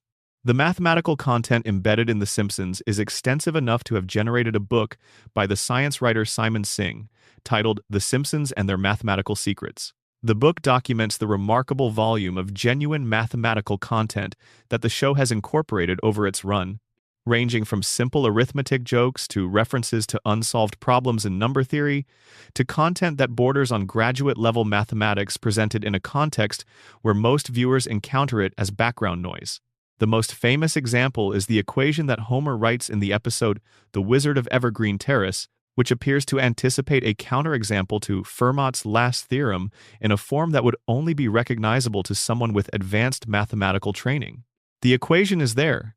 It is accurate within the parameters of the comedy, and it was placed there deliberately by a writer who had the mathematical background to construct it. There are prime numbers hidden in background shots. There are references to specific mathematical theorems in throwaway dialogue. There is content about topology, about combinatorics, about the nature of infinity, distributed across episodes over the course of decades, visible to the mathematically trained viewer, and completely invisible to everyone else.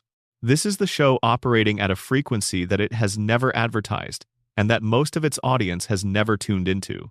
The scientific content in the show has similar properties. David X. Cohen, who later went on to co-create Futurama, was one of several writers with hard science backgrounds who contributed genuine scientific content to the show during their time on staff. Cohen has a degree in physics from Harvard and a graduate degree in computer science from Berkeley, and the episodes he worked on reflect that background in ways that range from obvious to extremely subtle. The Higgs boson equation in the episode The Wizard of Evergreen Terrace is the most celebrated example, but it is not the only one. There are references to actual physics experiments. There are jokes that only work if you understand the specific concept they are parodying. There are throwaway lines that, if you happen to know the field they are referencing, reveal themselves as technically accurate observations dressed up as nonsense. This approach to scientific content reflects a philosophy about what the show owes its audience that is worth articulating. The show does not condescend. It does not simplify to the point of inaccuracy. It does not pretend that its audience cannot handle real ideas. And so it puts real ideas in the show, framed in ways that do not require any prior knowledge to enjoy at the comedic surface level, but that reward prior knowledge with an additional layer of appreciation. The recurring numbers in the show constitute their own area of study for dedicated fans. The number 742 appears far more often than probability would predict. The address 742 Evergreen Terrace. Various other appearances of the same number in different contexts throughout the show's run. Whether this is a deliberate choice by the writers, a production convention that became a habit, or simply the kind of pattern that emerges when you look hard enough at any sufficiently large data set, is a question without a definitive answer. What is certain is that the fan community has documented these recurrences in detail, and that the detail they have documented goes well beyond what you would expect from random chance. The question is not whether the number appears frequently. It does. The question is whether the frequency is meaningful, and meaning is something that requires an intent, and intent is something that the writers have not confirmed or denied in a way that settles the question. The show's internal mythology, the set of recurring references and callbacks and character details that constitute the show's extended universe of established facts, is one of the most complex in television history simply because of the volume of episodes involved. 788 episodes across 36 seasons produce a mythological database that no individual person can hold in their head in its entirety. The show's writers do not try to hold it in their heads. They have a research department, they have a continuity consultant, they have archives, and they still get things wrong, because no system for managing this much information is perfect, and because the show has always been willing to sacrifice continuity for the sake of a better joke. The result is a mythology that is rich and detailed, and also internally contradictory in ways that the show has never apologized for. Homer's birth date has been given as different dates in different episodes. The year of his graduation from high school has shifted with the floating timeline. His educational history and employment history before the nuclear plant contain gaps and inconsistencies. The family's history in Springfield, how long they have been there, what the town was like before they arrived, is described differently across different episodes. None of this is disqualifying.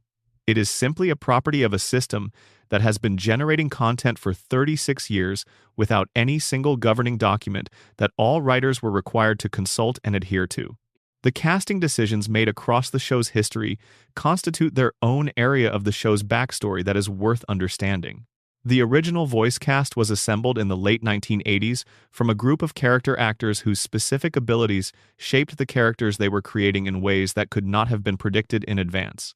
Dan Castellaneta was cast as Homer and has played him for the entire run of the show.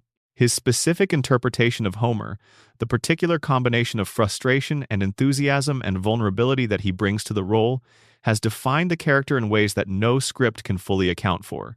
Homer as written and Homer as performed are not identical, because performance adds something that writing cannot specify.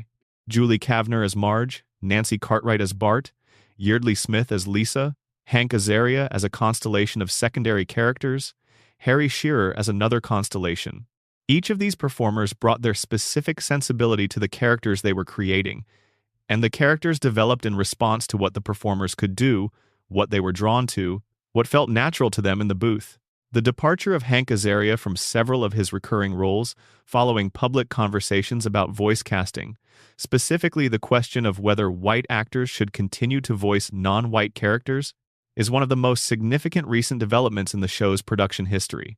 Azaria's roles included Apu, which we have discussed, but extended to other characters as well. The departure required the show to recast, and in some cases simply retire certain characters, which has affected the texture of the show in ways that are still being felt. The conversations these decisions generated were legitimate and important. The show engaged with them as directly as it knew how to. But the practical consequences of the decisions, the holes left in the cast, the characters that became unavailable or awkward, are a reality that the show is navigating in its current seasons. The show's relationship with its music is another area that rewards extended examination. Alf Clausen composed the original scores for the show for decades, creating an approach to musical accompaniment for animated comedy that has influenced the field enormously. His work gave the show its specific emotional texture, the way the music could be absurd and sincere simultaneously, the way it could support both the joke and the feeling beneath the joke. Clausen was let go in 2017 after decades of work on the show, a decision that was made for reasons the production never fully explained publicly, and that left many people who had worked closely with him, and many fans who had appreciated his contributions, bewildered and saddened. His replacement has produced music that is technically accomplished, but that many longtime viewers feel lacks the specific character that Clausen's scores had.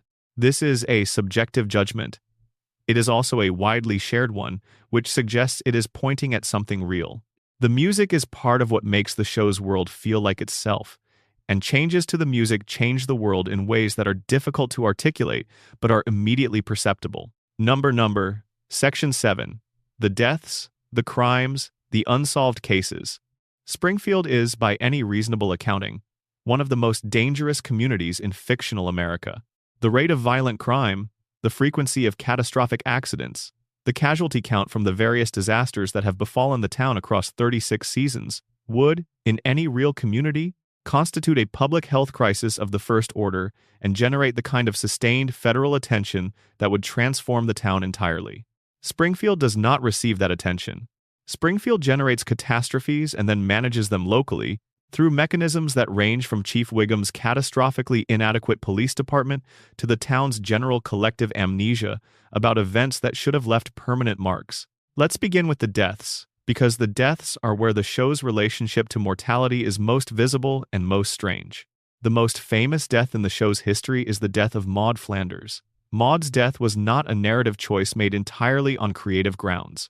Maggie Roswell, who voiced Maud, had a dispute with the production over expense reimbursements and left the show. The character was killed because the voice was leaving. The manner of the death, a t-shirt cannon at a racing event, was chosen for its comedic specificity, but the death itself was real within the show's universe and had genuine consequences for the Flanders household that the show tracked across multiple subsequent seasons. Maud's death is notable because it is one of the few deaths in the regular continuity that was not reversed, ignored, or written around. Most deaths in Springfield are temporary. Most deaths in Springfield do not really count. Maud stayed dead. The show was committed to the consequences in a way that it rarely is, and the result is a thread of genuine loss running through the Flanders storylines that has continued to inform the character of Ned in ways that even the comedy episodes register. Lurleen Lumpkin did not die, but her story is one of the show's more extended treatments of artistic exploitation and personal damage that is worth examining. Lurleen is a country singer who Homer briefly manages, and her storyline is a compressed portrait of the country music industry's treatment of female artists, specifically the way talent is identified and then routed through a system that benefits the talent's managers and handlers far more than the talent herself. Homer discovers Lurleen, Homer takes credit for her success, Homer benefits from her rise, and Lurleen is left with a career that is partially built and partially dependent on a support structure that is not actually serving her interests. Her emotional attachment to Homer, which the show depicts with genuine sympathy, is a complication that the narrative resolves through Marge's intervention, but the resolution does not undo the exploitation that preceded it. Lurleen returns in later seasons with a trajectory that is somewhat better, but still marked by the original damage. She is not fully broken by what happened to her, but she is not fully healed either. and the show acknowledges this without fixing it, which is more honest than most of its treatments of similar situations. The deaths of specific secondary characters in the Treehouse of Horror episodes constitute a category of fictional mortality that the show has used to do things it cannot do in the regular continuity. In Treehouse of Horror, characters can die and stay dead. They can die in elaborate and creative ways. They can die at the hands of other characters who, in the regular continuity, would never hurt anyone. But the show has occasionally allowed Treehouse of Horror deaths to bleed into the regular continuity, in ways that are subtle enough to be deniable but persistent enough to be noticeable. There are episodes where the regular continuity appears to reference events that only occurred in Treehouse of Horror. There are character dynamics in the regular continuity that make more sense if you assume that certain Treehouse events have canonical weight. The most compelling of these cross-contaminations involves Homer's relationship with death itself. In the regular continuity, Homer survives things that should kill him. This is a comedic convention, but in several Treehouse episodes, Homer actually dies and continues to function in some form, and the show's treatment of this continuation, the specific ways in which Homer after death differs from Homer before death, has informed the regular continuity's treatment of Homer's survival in ways that are not explicitly stated. The crimes of Springfield are not limited to the organized activities of Fat Tony's operation. There is a sustained background of criminal activity in the town that the show depicts across dozens of episodes without ever aggregating it into a coherent picture. Individual crimes are depicted as comedic events. The cumulative picture they create is something darker.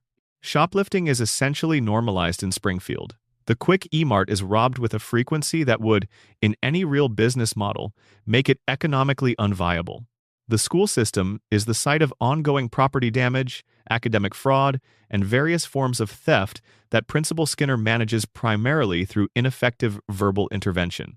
The streets are not safe in ways that the show depicts as comedic background rather than genuine urban dysfunction. But pull back and look at the aggregate. A town where the store is constantly robbed, where the school is constantly damaged, where the police are either absent or actively complicit, where the wealthy citizen who controls the economy is exempt from consequences for genuinely dangerous behavior. What you are describing is a community whose institutional failures have compounded across decades to produce an environment that is unsafe for its residents, and whose safety problems are managed by being normalized rather than addressed. The specific crime of the Burns shooting, which we have discussed in other contexts, remains one of the show's most interesting unresolved cases. But there are other crimes in Springfield's history that deserve examination. The robbery of the Springfield Museum, which has occurred in at least 2 episodes, is interesting because the museum apparently has insufficient security to prevent repeat theft of the same artifacts. The implication is either that the museum's security budget is catastrophically inadequate, which is consistent with Springfield's general approach to institutional funding, or that the thieves are so well informed about the museum's vulnerabilities that they can plan and execute repeat heists with minimal friction. The arson history of Springfield is extensive. The show has depicted multiple fires set intentionally or through negligence that have destroyed public and private property. Chief Wiggum's arson investigation success rate is presumably consistent with his general law enforcement success rate, which is to say it is close to 0. The fires are investigated, the investigations produce nothing, and Springfield continues as if the loss of whatever burned is simply part of the cost of living in Springfield. The disappearances in Springfield are a category that the show has seeded across multiple episodes with enough consistency that they form a pattern. Characters who appear in one episode and are never seen again. Characters who are mentioned in dialogue as having left town, or having been imprisoned, or having died off screen, in ways that close a storyline without revisiting it. Some of these disappearances are simply the natural turnover of a cast of characters in a show that has been running for 36 years. Characters are introduced for specific narrative purposes and then retired when those purposes have been served. This is a production reality rather than a storytelling choice. But some of the disappearances are more interesting. There are characters whose last appearances involve circumstances that the show depicts in ways that raise questions it does not answer. A character last seen in a situation of some danger who then simply does not appear again. A character whose storyline was building toward a specific conclusion who simply stops appearing before that conclusion is reached. Whether these are production decisions or storytelling choices is not always clear, and the ambiguity is itself part of the texture of Springfield. The legal consequences, or lack thereof, of Homer's various acts of negligence, violence, and general misconduct constitute one of the show's most interesting ongoing mysteries. Homer has caused vehicle accidents. He has destroyed property. He has been responsible for situations at the nuclear plant that would, in any real regulatory environment, result in immediate termination and probably criminal prosecution. He has been arrested and released with remarkable frequency. He has been sued and the suits have gone nowhere. He has been investigated and the investigations have concluded without consequence. This immunity from consequence is partly comedic convention. You cannot have a main character permanently imprisoned or permanently financially devastated because that would end the show. But within the logic of Springfield's universe, it requires an explanation that the show has partially provided in the form of the deal between Burns and Grandpa, which protects Homer's employment, and in the form of Chief Wiggum's general ineptitude, which protects him from most legal consequences. The full explanation is that Homer exists in a protective bubble of institutional accommodation that is maintained by a combination of his employer's self-interest, his police department's incompetence, and Springfield's collective decision not to look too hard at the things that happen around Homer. He is not immune to consequences. He is simply in an environment that has decided not to impose them. The case of Sideshow Bob and his repeated releases from prison is one of the show's most openly absurdist legal situations, and it has been commented on by the characters themselves on multiple occasions. Bob is convicted of attempted murder. He is released on parole. He attempts murder again. He is reconvicted. He is released again. This cycle has been running for decades, and the parole board that keeps releasing someone with Bob's record is either the most incompetent parole board in the history of the American justice system, or is operating under pressures and influences that the show has not explored. Bob has commented on this situation himself, in moments of lucidity between elaborate plots, in ways that suggest he is aware of the absurdity and is not entirely comfortable with it. He is a character who wants to be taken seriously as a villain and who is consistently undermined by a legal system that cannot seem to keep him incarcerated for more than a few months at a time. The comedy of his situation is inseparable from the tragedy of it. He is a man with genuine menace who is perpetually cycled through a system that does not know what to do with him and settles for releasing him on the assumption that whatever he does next will be manageable. Section 8. The Treehouse of Horror Continuity Problem. The Treehouse of Horror episodes are the show's annual anthology of horror and science fiction parody stories, released each October in time for Halloween. They are non-canonical by the official position of the production. Events that occur in Treehouse of Horror episodes do not affect the regular continuity.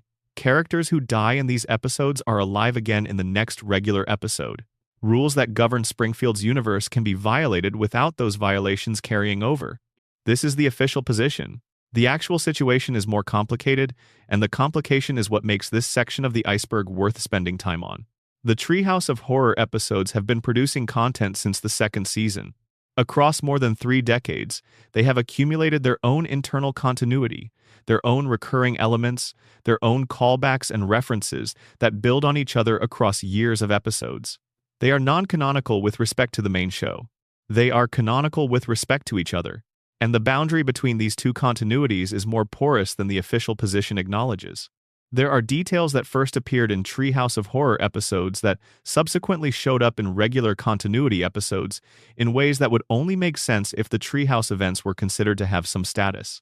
Not as literal events that occurred within the show's universe, but as things that the characters know about, that have shaped the cultural texture of Springfield, that exist as part of the imaginative life of the town, even if they did not occur in the literal timeline. Springfield has a relationship to horror as a genre, as a set of cultural references and narrative structures that is unusually deep for a cartoon town. The residents of Springfield know how horror stories work. They have encountered enough genuinely horrifying situations in the regular continuity, situations involving radiation and corporate malfeasance and actual violence, that they are perhaps more prepared for horror movie scenarios than the average fictional community. The Treehouse episodes in this reading are not departures from Springfield's reality. They are its reality, viewed through a specific lens. The events they depict are not impossible in Springfield. They are improbable. The line between improbable and impossible in Springfield is considerably thinner than it is in most fictional universes. The specific Treehouse segments that have the strongest claim to canonical status are the ones whose premises are least dependent on explicit supernatural intervention. The segments involving surveillance technology, corporate malfeasance, media manipulation, and environmental catastrophe are, in many cases, simply more extreme versions of situations that occur in the regular continuity. When a Treehouse segment depicts Burns using technology to control every television in Springfield and thereby control the town's population, this is a horror exaggeration of something Burns has already been depicted as doing through more mundane means in the regular continuity. The supernatural segments are harder to claim as canonical in any direct sense. But even these have influenced the texture of the show in ways that are visible. Homer's relationship with the supernatural, his encounters with God, his various near-death experiences, his general resilience in the face of situations that should be fatal, reflects an engagement with the supernatural dimension of Springfield's universe that the Treehouse episodes have helped to establish and elaborate. The most unsettling Treehouse segment for the purposes of this iceberg is the one that most clearly prefigures something that occurs in the regular continuity. And rather than pointing to a single definitive example, because the examples are numerous and often contested, it is more useful to describe the pattern. The pattern is this. A Treehouse segment depicts something happening in Springfield that is clearly fantastical, clearly impossible within the normal rules of the universe. The segment concludes. The episode moves on. Several seasons later, a regular continuity episode touches on something related in a way that does not explicitly reference the Treehouse segment, but that makes more sense if you assume the Treehouse segment established something. Not as a literal event, but as a precedent. As an expansion of what is possible in Springfield, Burns being revealed as something less than fully human in his biology, in the Springfield Files episode, makes more sense against a backdrop of Treehouse segments that have established Springfield as a place where humans can be mutated, transformed, and extended beyond their normal biological parameters. The Treehouse segments did not make this real, but they made it imaginable. And in Springfield, imaginable and real are not as far apart as they should be. The most celebrated Treehouse segment in terms of critical reception is probably the one parodying The Shining, which appears in the Treehouse of Horror 5 episode from Season 6. In this segment, Homer takes the family to Burns' country mansion as winter caretakers, and the isolation and supernatural influence of the place drives Homer to the same violence that Jack Torrance experiences in Kubrick's film. The segment is a technical masterpiece of parody. It hits every beat of its source material while simultaneously commenting on the source material and on Homer's character in ways that generate jokes at multiple levels simultaneously. The resolution, which involves a television being used to calm Homer's violent fugue, is both a perfect punchline and a perfect illustration of Homer's relationship with the medium he lives inside. But the segment also does something that is worth noting, which is that it depicts Homer succumbing to supernatural violence-inducing influence faster and more completely than any other character in the ensemble. The others resist. Homer goes immediately. This is played as a character joke, as an illustration of Homer's weakness and his suggestibility, but it also raises a question about whether Homer, as a character whose psychology is, as we have established in various other sections, is unusually vulnerable to external influence in ways that go beyond this particular comedic context. The Treehouse of Horror's treatment of death is categorically different from the regular continuity's treatment. In Treehouse, death is final within the segment and then entirely reversed in the next episode, which is the standard animated show approach. But the Treehouse segments also sometimes treat death in ways that are philosophically interesting in their own right, ways that have implications for how we understand the regular continuity even if they are not formally canonical. The segment in which Homer is killed and spends time in purgatory, and the various other afterlife sequences that have appeared across different Treehouse episodes establish a set of ideas about what death means in Springfield's universe. The afterlife exists. God exists. The mechanics of departure and return are more fluid than they are in any realistic model of mortality.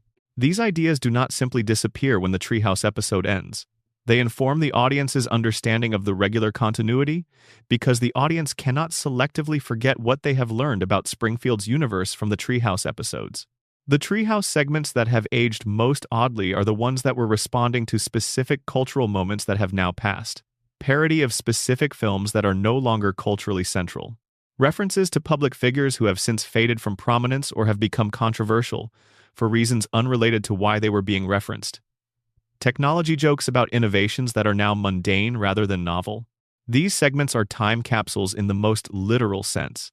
They are perfectly preserved records of what was on the audience's minds in the October of a specific year. Watching them now is a specific kind of historical experience, an encounter with a version of American popular culture that no longer exists, preserved in amber inside a cartoon Halloween anthology. The regular continuity has a similar quality in its earlier seasons. But the Treehouse episodes, because they were always more topical, always more explicitly responsive to the specific cultural moment, register this historical distance more sharply. They were designed to be immediate, and their immediacy was their strength. What remains when the immediacy has faded is the craft underneath it, which is considerable. The darkest Treehouse segments are not necessarily the ones with the most explicit violence or the most graphic imagery. They are the ones where the horror is most deeply rooted in something that feels true about the characters or about the world. The segment where Homer uses a magical sandwich to travel through time and inadvertently alters the course of history is funny, but it is also a meditation on the relationship between small choices and large consequences that has weight beyond its comedic surface. The segment where the town is invaded by the aliens Kang and Kodos and nobody in Springfield does anything effective to stop them is one of the show's most sustained pieces of political satire. Not because of any specific political target, but because of what it says about the general human capacity for effective collective action in the face of an obvious threat. These are the Treehouse segments that have lasted, the ones where the horror is just a delivery mechanism for something the show actually wanted to say. The genre conventions are borrowed tools. What the show does with them is its own. Number Section 9. The music, the math, and the hidden messages. There is a specific kind of joy that comes from finding something unexpected in a place you have visited many times, a detail you missed on previous passes, a reference that suddenly clicks into meaning when you have acquired the right context to read it. The Simpsons, across 36 seasons, has been seeding these moments in quantities that would take multiple lifetimes to fully catalog. Let's start with the mathematics, because the mathematics is the most documented of the show's hidden dimensions and the one that is most clearly intentional. We have already discussed the Higgs boson equation in The Wizard of Evergreen Terrace, but the mathematical content in that episode extends well beyond that single famous example. The episode is essentially a meditation on what it means to be an inventor, on the relationship between the desire to create something lasting and the reality that most of what we build is either redundant or not quite as original as we believed it was. Homer discovers that many of his great ideas have already been realized. The episode uses this as a vehicle for character comedy, but the mathematical content it includes is real, and the choice to include real mathematical content in an episode about the experience of creation is not accidental. The show has depicted actual unsolved problems in mathematics with enough accuracy that mathematicians have noticed and written about the depictions. The episode The Joy of Sect, which is primarily about a cult, contains background mathematical details that reference specific open questions in number theory. You would have to know exactly what you were looking at to see them. They are not in the foreground of the comedy. They are in the margins, placed there by writers who wanted the show to be true even in its details. The musical content in the show rewards examination at multiple levels. The show has employed genuinely accomplished composers and musicians across its run.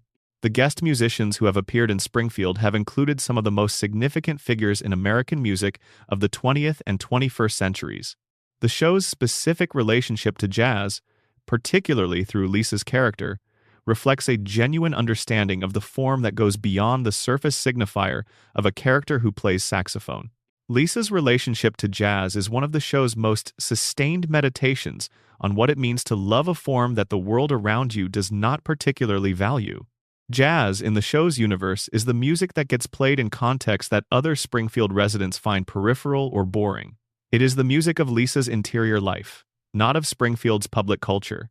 And this reflects something true about jazz's place in American culture broadly, which is that it is a form of profound beauty and complexity that occupies a marginal position in the mainstream cultural landscape.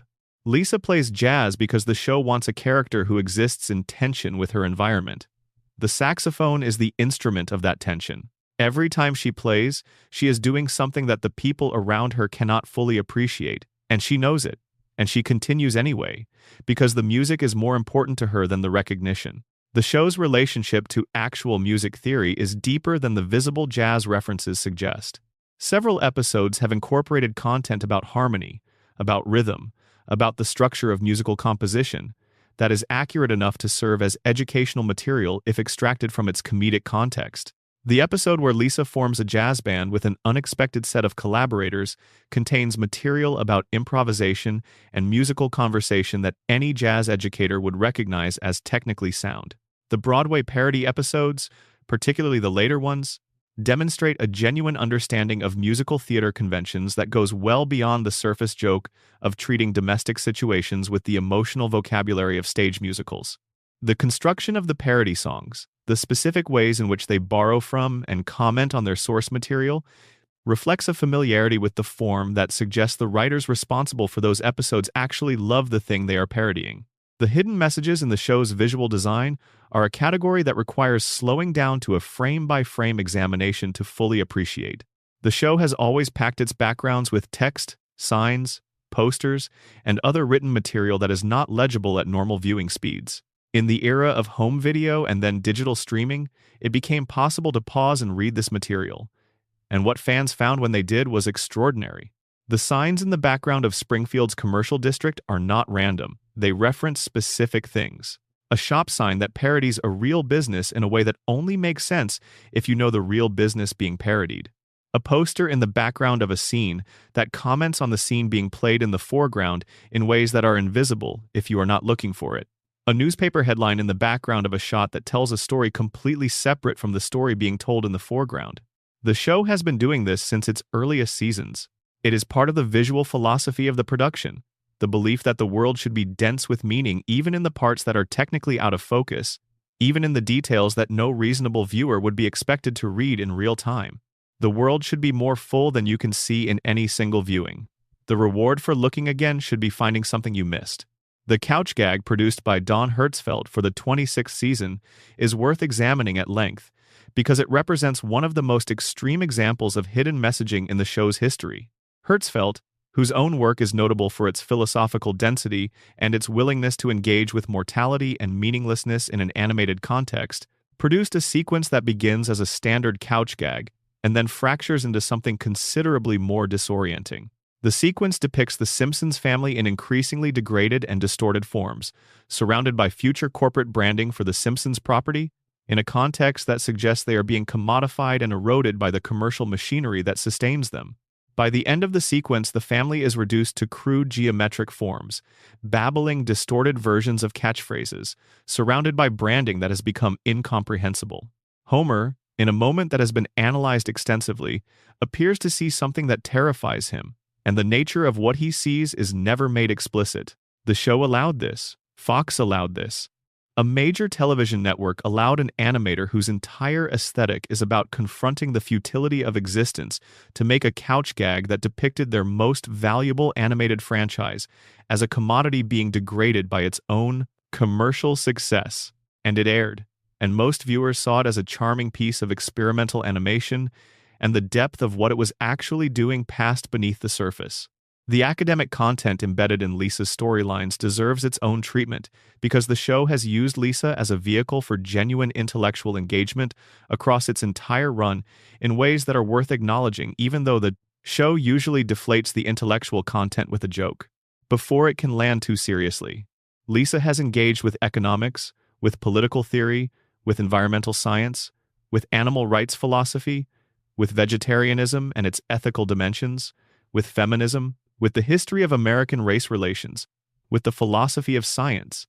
These are real topics, and the show's treatment of them through Lisa's character is often more sophisticated than the comedy context might suggest. The episode where Lisa becomes a vegetarian is the most famous example. The episode ends with Paul McCartney and his then-wife Linda McCartney providing Lisa with a philosophical argument for vegetarianism that the show presents without deflation. Paul McCartney's condition for appearing on the show was that Lisa's vegetarianism not be reversed in a subsequent episode. The show agreed. Lisa remains a vegetarian. This is one of the very few cases where the show made a permanent character change in response to an outside request, and the change is consistent with Lisa's established character in ways that make it feel earned rather than imposed. The show's treatment of religion, particularly through the Lovejoy and Flanders characters, but also through Homer's direct encounters with the divine, is philosophically more complex than most discussions of it acknowledge. The God who appears in The Simpsons, in the Treehouse of Horror segments, and in the regular continuity, is a specific kind of God. He is powerful, he is real, he has opinions about Springfield specifically. He has had direct conversations with Homer, and he has conspicuously not had direct conversations with Ned Flanders, the town's most devout resident, which is a pointed observation about the relationship between sincerity of belief and divine attention. The show has also made a recurring joke about the nature of religious authority that has more bite than it initially appears. Reverend Lovejoy has been shown interpreting scripture in ways that are convenient for his current purposes. The church operates as a social institution that provides community functions that are valuable independent of their theological content. Religion in Springfield is real and complicated, and not entirely flattering in its depiction. The show's treatment of technology across its run has produced a body of content that is, in retrospect, one of the most interesting records of American technological anxiety in the late 20th and early 21st centuries. The show engaged with personal computers, with the internet, with cell phones, with social media, with surveillance technology, at the moment each of these things was entering mainstream American consciousness. The comedic treatment it gave each technology reflected the specific anxieties of the moment of engagement. The internet episodes from the mid-1990s are the most dated in their specific references, but the most interesting in terms of what they reveal about how the show's writers understood the technology at the moment of its emergence. The writers were interested in the internet's potential for community building, for information access, and for the specific kind of anonymous disinhibition that it seemed to enable. These were all real features of the early internet, and the comedic treatment of them, while clearly of its moment, reflects genuine curiosity about what the technology would mean. Section 10. The future episodes and what they reveal. The Simpsons has imagined its own future more times than any other animated show in television history. The flash-forward episodes, the what-if scenarios, the dreams and visions and prophetic sequences that have depicted various possible futures for Springfield and its residents, collectively constitute a body of material about what the show believes its characters would become if time were allowed to pass. They are internally contradictory. The future depicted in Lisa's wedding from Season 6 does not align with the future depicted in Bart to the Future from Season 11. The future depicted in various Treehouse of Horror segments does not align with any of the regular continuity futures. And all of them are complicated by the floating timeline, which means that the year a flash forward is set in keeps shifting as the show's present moves forward. Despite these contradictions, or perhaps because of them, the flash forward episodes are some of the show's most emotionally resonant material. They work not as genuine predictions about the characters' futures, but as the show's way of articulating what it values, what it fears, and what it believes about who these characters fundamentally are. Lisa's Wedding, which aired in Season 6, is the gold standard of the flash-forward format. The episode is set in a vague future that was, at the time of broadcast, approximately 15 years ahead. Lisa is 23. She is at university in England. She is engaged to a young man named Hugh Parkfield who is charming and cultured and clearly loves her. The story of the episode is about why the engagement does not survive contact with the Simpson family. Hugh, who is every kind of person that Lisa has always wanted to be with, the intelligent, thoughtful, genuinely cultured partner she has been seeking in a town that does not produce them, cannot accept the family. Specifically, he cannot accept Homer. He finds Homer's various qualities, his volatility, his ignorance, his complete indifference to the social conventions that Hugh considers fundamental, impossible to assimilate.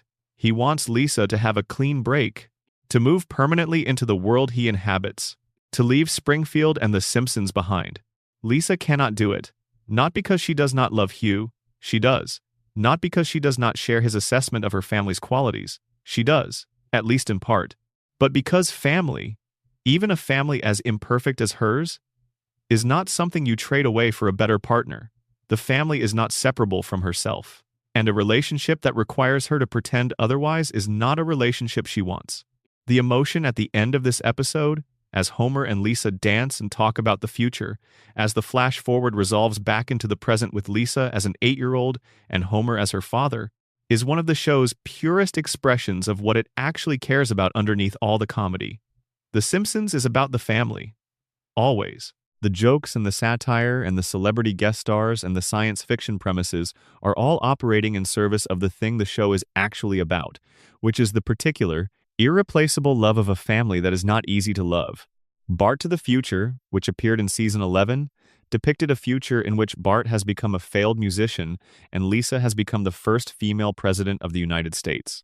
The Trump predecessor joke in this episode is the one that generated the prediction fame, but the episode is more interesting than that single detail. Bart's future in this episode is the future you would predict for him if you took his established character and extended it forward without intervention. He is still charming. He is still creative in unconventional ways. He has never developed the discipline or the conventional competence that would translate his qualities into stable material success. He has the gift without the structure. He has spent his adult years in the same improvised, opportunistic mode that characterized his childhood, and the results are mixed. This is a sad portrait, and the episode does not shy away from the sadness. Bart has not become nothing. He is not a disaster, but he has not fulfilled whatever potential the show has always suggested he might have if something clicked for him. And the episode does not provide the click. It presents a middle-aged Bart who is still Bart, for better and worse, and asks you to sit with that. Lisa as president is the more hopeful thread, and the episode treats her presidency with enough specific detail to be interesting. She is dealing with a massive financial crisis left by her predecessor. She is brilliant and principled and frustrated by the gap between what she knows needs to happen and what the political system allows her to do. She is, in other words, still Lisa. Elevated but not fundamentally changed by the elevation. The flash forward in the episode Future Drama from season 16 takes a different approach, depicting a near-future Bart and Lisa on the verge of high school graduation, which requires contorting the show's timeline in ways that the episode explicitly acknowledges as strange. This episode is interesting less for its specific content than for what it reveals about the show's relationship to the floating timeline at that particular point in its run. By season 16, the floating timeline had been operating for long enough that attempts to imagine a near future for the characters were mathematically awkward. If the show is always set in the present, and the characters are always the ages they were in the first season, then a flash forward to their high school graduation requires either abandoning the floating timeline for the duration of the episode or creating a future that is set in a specific year that immediately becomes dated. The episode chose the latter approach, which produced a future that was, at the time of broadcast, approximately 8 years ahead, and that has since been overtaken by actual time passing. The technologies it depicted as futuristic are, in some cases, things that exist now. The social landscape it described has been partially realized and partially not. The episode is a time capsule from the mid-2000s, imagining the early 2010s, watched from the middle 2020s, and the experience of watching it now is a specific kind of temporal vertigo. The most optimistic flash-forward the show has ever produced is probably the one embedded in the episode Holidays of Future Past from season 23, in which the family is depicted at various points in the future, including a far-future Christmas celebration. This episode is notable for the warmth with which it treats the characters' futures. Bart and Lisa have children. Maggie has a career. Marge and Homer are old together. The future the episode depicts is not perfect. It is still the Simpson family, with all the dysfunction that implies. But the dysfunction is held within a structure of genuine love that has survived decades of everything the universe has thrown at it. This is the show's most complete statement about what it believes happens to this family in the long run. Not that everything gets resolved or everyone gets what they deserve or the system gets fixed. None of those things happen. But the family stays together. The love survives. And whatever else is true about Springfield and its many problems, whatever else we have explored in these preceding hours, that survival is not nothing. The contradictions between the various futures deserve examination because they reveal something about how the show's relationship to its own characters has changed across its run. The Bart of Lisa's wedding, seen only briefly through Lisa's eyes, is a working-class adult who has made different choices than his sister and who is not entirely comfortable with those choices, but who is managing. The Bart of Bart to the Future is a failed musician who is still charming and still fundamentally himself. The Bart of Future Drama is on the verge of something, at the hinge point of his life. These are three different people with the same name and the same history, and the differences between them reflect the different moments in the show's history when they were created. Early seasons created a Bart who would become something specific, someone whose fate the show had a clear sense of.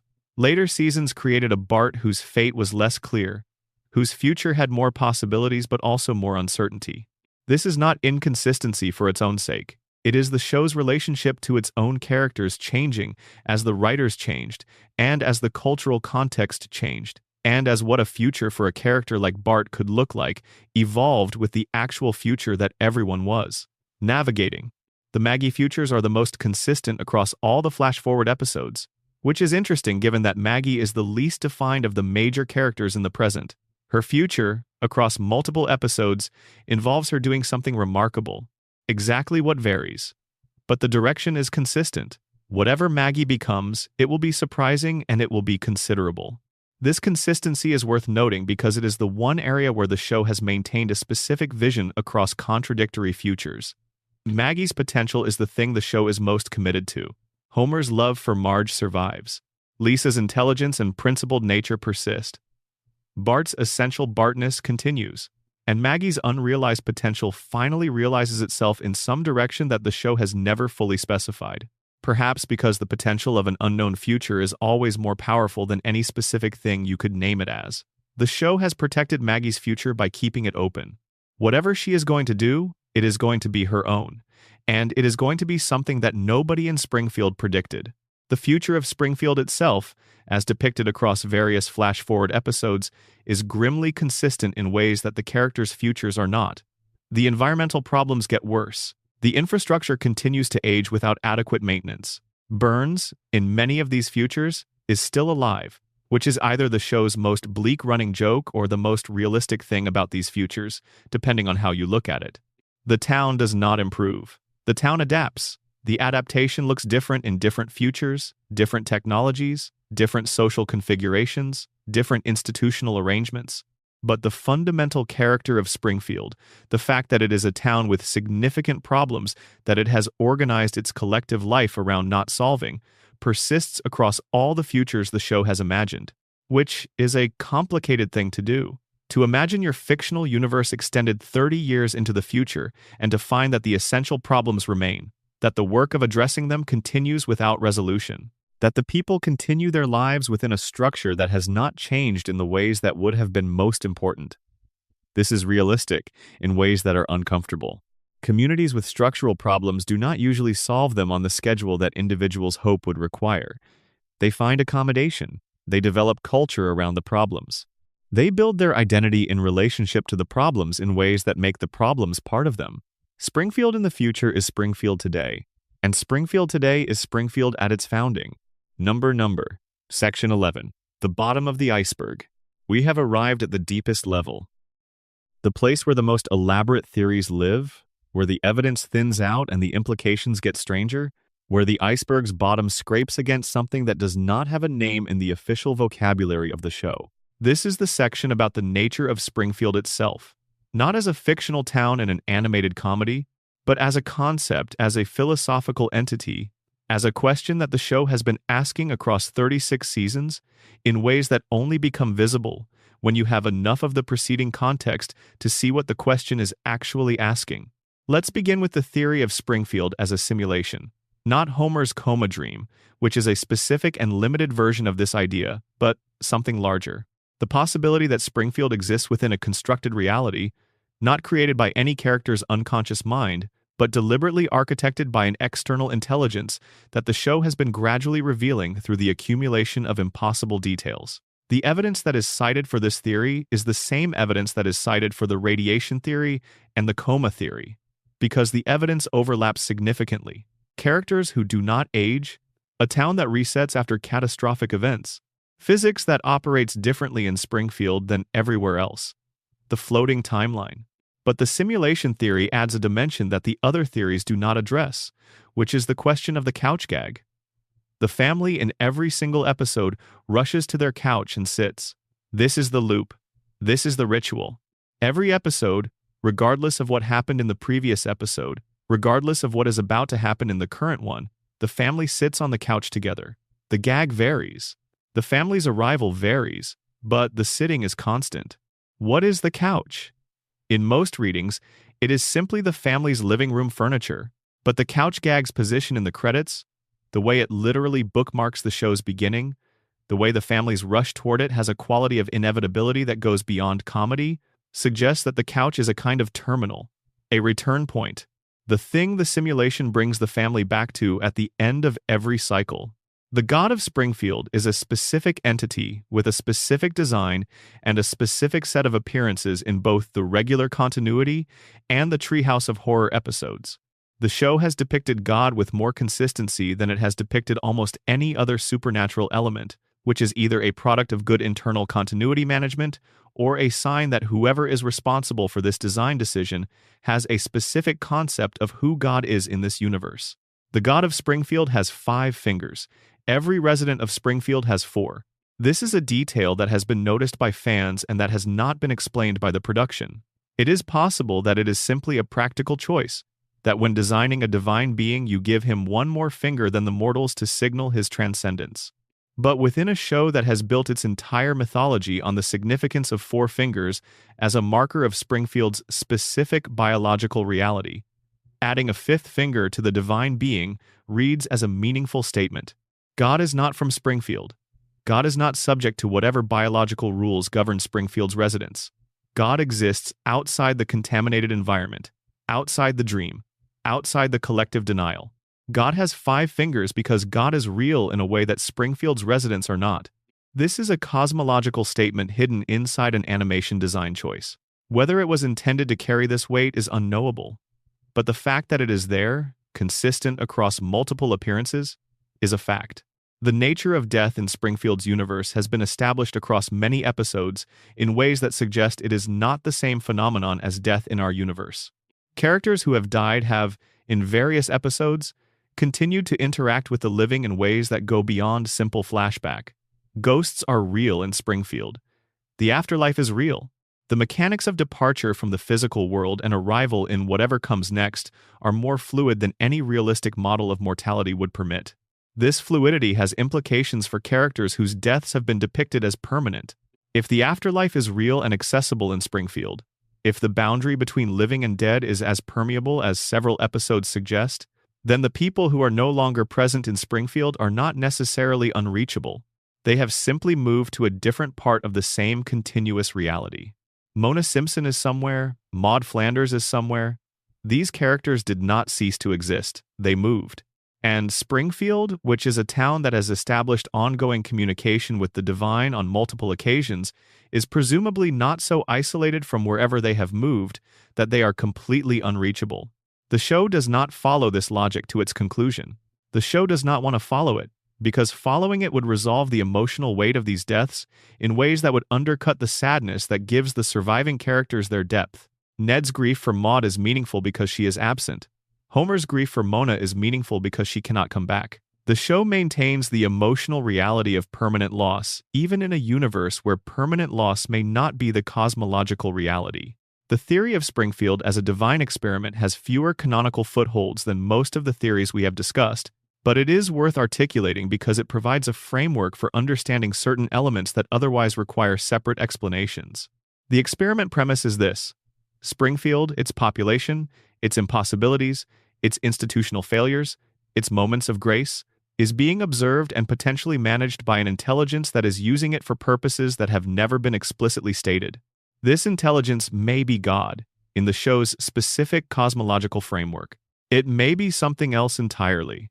But the pattern of interventions and non-interventions in Springfield's history, the specific ways in which things that should kill characters do not kill them, the specific ways in which catastrophes that should transform the town are instead absorbed and forgotten, suggests something that is specifically governing the outcome. This governing force is not malevolent. It is not particularly benevolent either. It maintains Springfield in a specific state, neither improving nor deteriorating, cycling through the same problems and the same resolutions across decades, allowing enough variation to keep the experiment interesting while preserving the fundamental structure of the experiment. What is being learned from the experiment is not clear. Perhaps it is a study of how human communities manage with chronic institutional failure. Perhaps it is a study of the relationship between love and circumstance, of how much love can persist in the face of how much difficulty.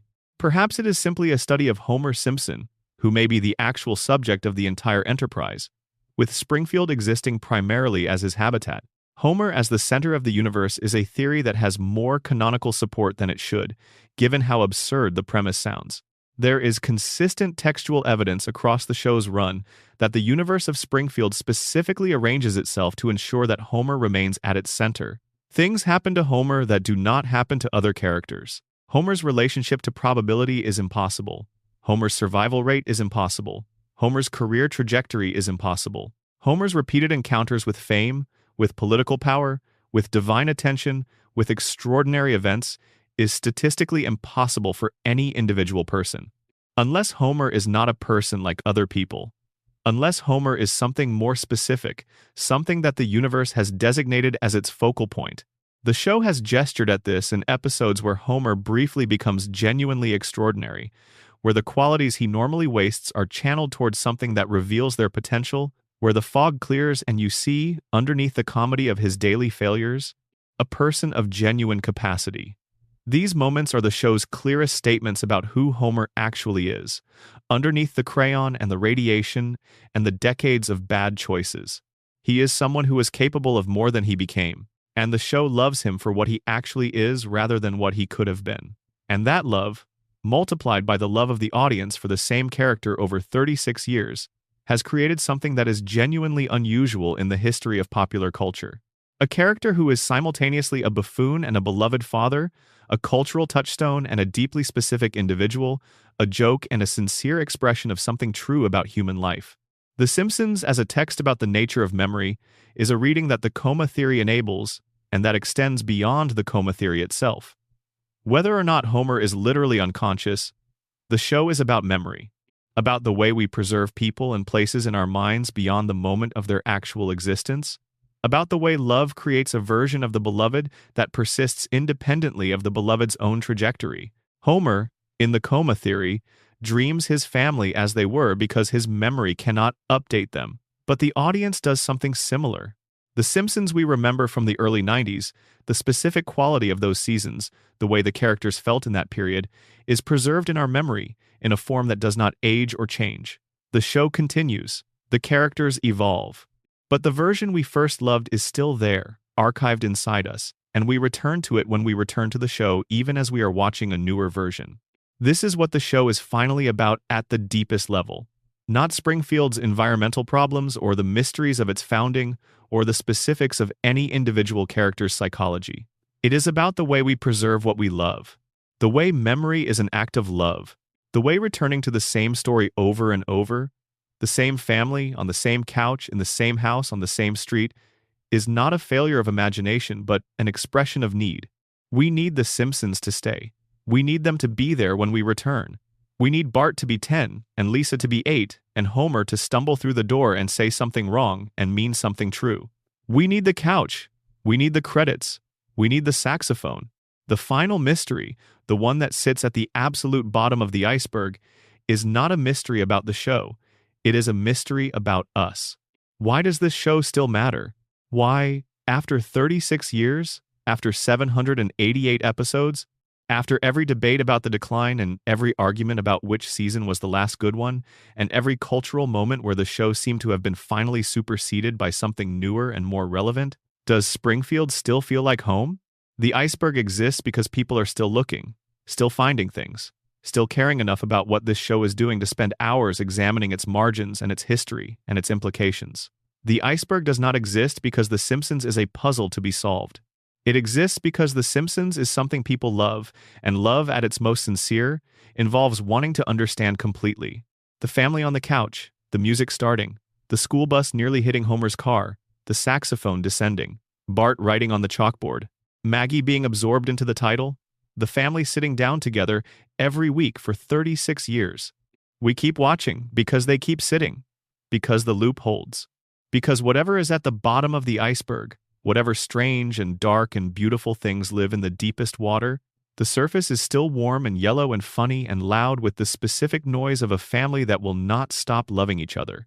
Springfield will be there when we come back. It always is. That is the whole point. That is the Simpsons Iceberg, version 3. Thank you for spending this time in Springfield with me. If you made it this far, you are exactly the kind of person this video was made for. Go back to sleep, or keep exploring, or tell someone what you found here. The iceberg does not get smaller. The water does not get shallower. There is always something deeper to find. And somewhere in Springfield, in a house on Evergreen Terrace, Homer is sitting on the couch, Marge beside him, the kids asleep upstairs, the television quiet, the beer cold, the evening exactly what it needed to be. He does not know we have been watching. He does not know what we have found. But he is still there. He will always be still there. And in the morning he will go back to the plant, and he will sit in Sector 7G, and he will rest his head on the console, and the reactor will hum, and the cooling towers will exhale their white plume into the Springfield sky, and outside the window, the tire fire will burn, and the three-eyed fish will swim in the river, and the town will sleep through its own impossibility.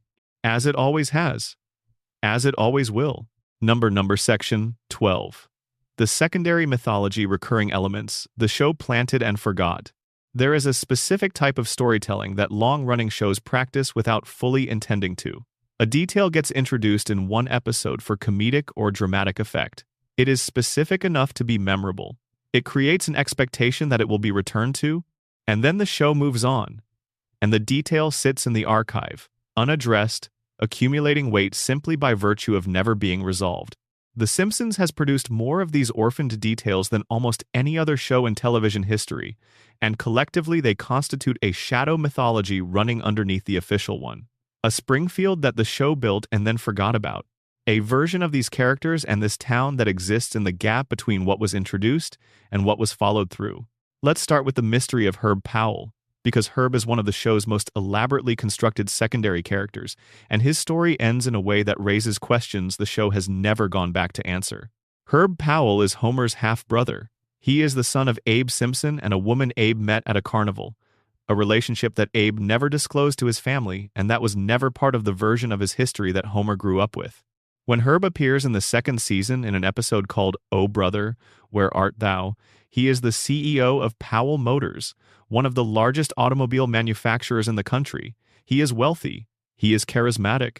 He is, in every visible respect, the version of Homer Simpson that Homer could have been if his circumstances had been different. The episode is a meditation on the relationship between nature and circumstance. Herb and Homer share the same father. They have overlapping genetic material, and yet they have arrived at completely opposite positions in the social hierarchy. The episode uses this contrast to explore what Herb is missing by having everything, which is the specific kind of understanding that comes from having had nothing, the ability to know what ordinary people want from a car because you were once an ordinary person who needed a car. Homer designs a car. The car is called the Homer. It is everything Homer would want in a car, and nothing that anyone else could possibly want. It is expensive, impractical, overcomplicated, and profoundly personal. The car bankrupts Powell Motors. Herb loses everything. Homer cost his newly discovered brother his entire fortune through a combination of good intentions and catastrophic misjudgment. Herb returns in Season 3. He has spent the intervening period in poverty, an experience that has made him bitter and sharp in ways his wealthy former self was not. The episode where he returns centers on his development of a baby translator device using Maggie's vocalizations to decode the language of infants. He rebuilds his fortune. He forgives Homer. He disappears again. Herb Powell has not been seen since Season 3. He is canonically alive. He is canonically wealthy again. He is canonically a forgiving and loving person who has maintained his familial relationship with The Simpsons, even across distance and silence. He is a character whose story is one of the show's most complete, beginning with absence, proceeding through discovery and betrayal and loss and recovery and reconciliation, and then simply stopping. What is Herb doing now? He is somewhere in this universe. He has a half-brother who still works at a nuclear power plant. He has nieces and a nephew he has met and liked. He has the resources to help them if helping were needed. He does not help because the show does not call on him to help, because the show moved on, because 788 episodes generate more storylines than any production can follow. But Herb is there. And somewhere in the official continuity of this show, a man who discovered his family and lost his fortune, and rebuilt it, and forgave the person who cost him everything, is living a life that the show decided it did not need to continue watching.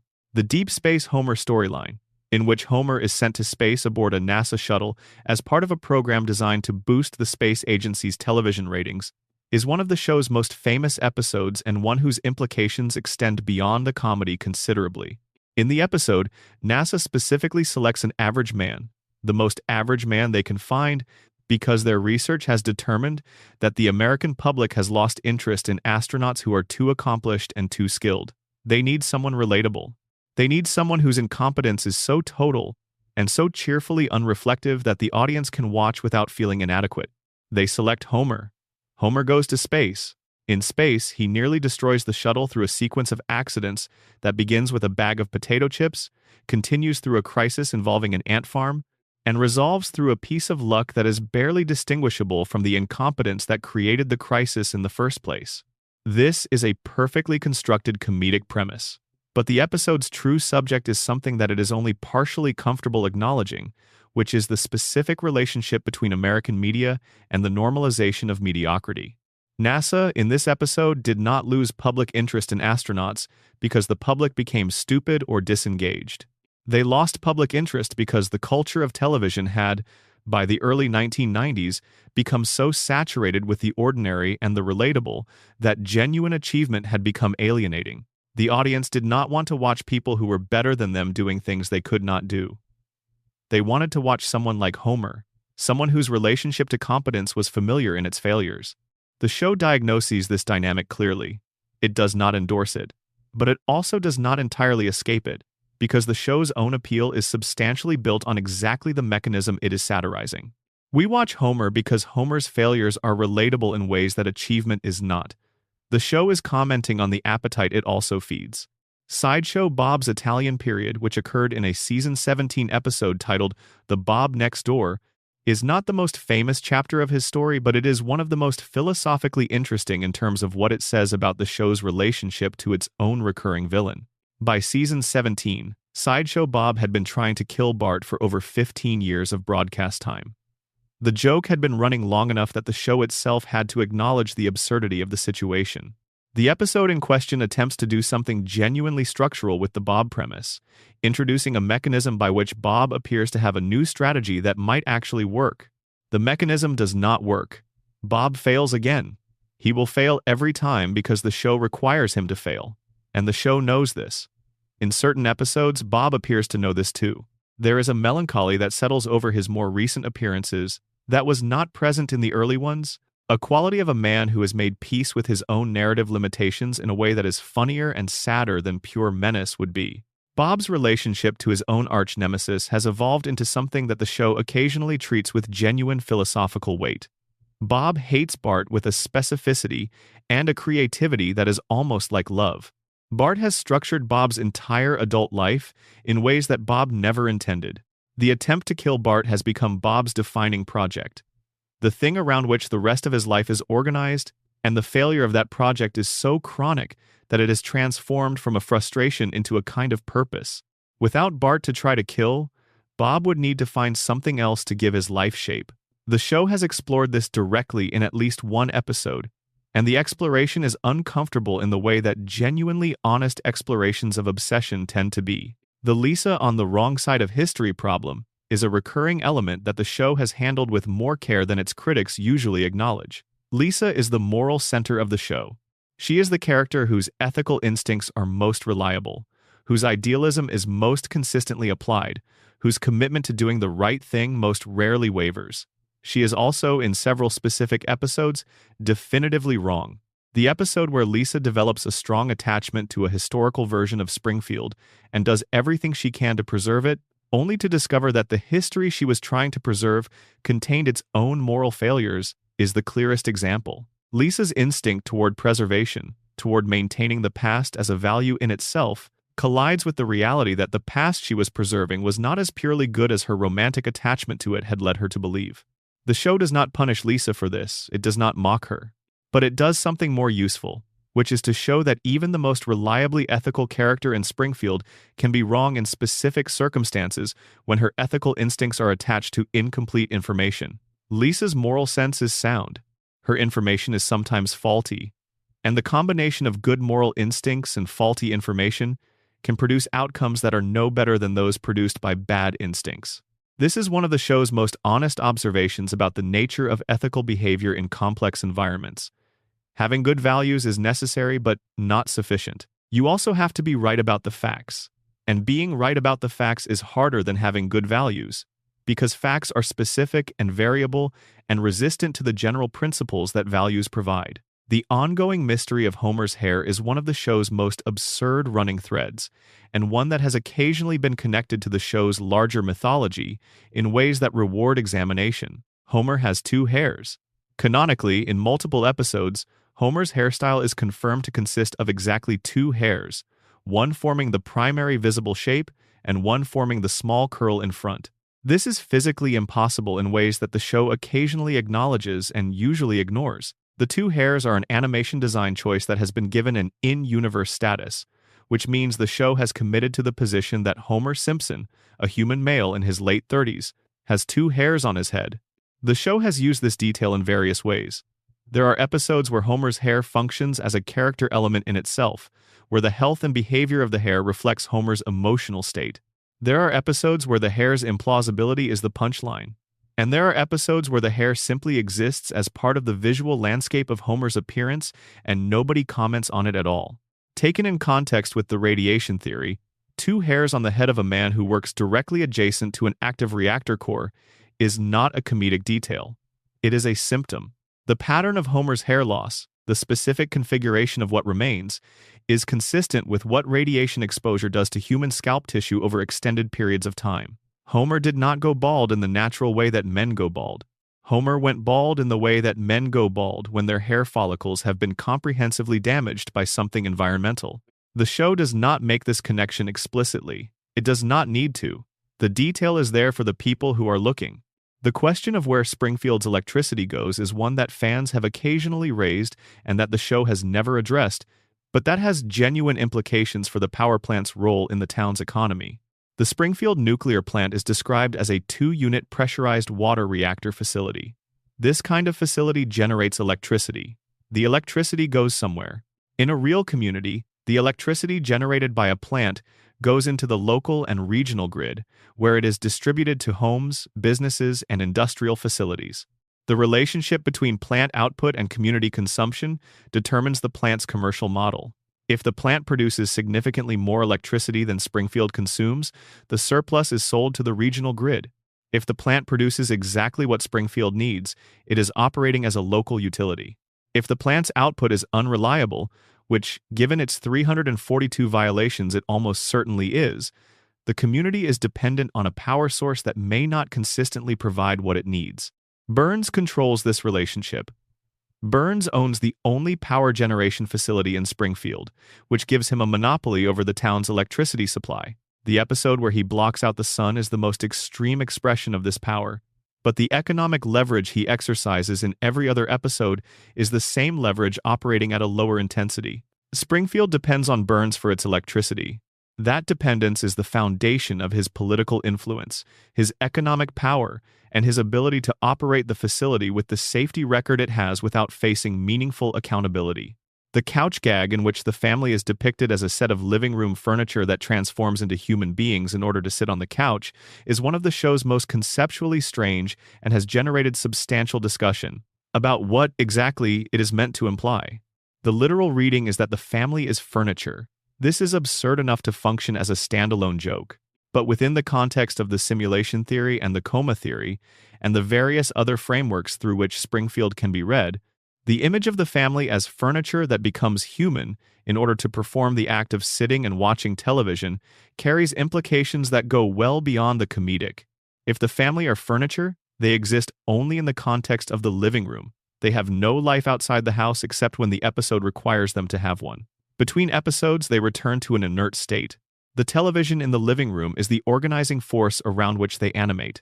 They become human in order to watch television and return to furniture when the television is done.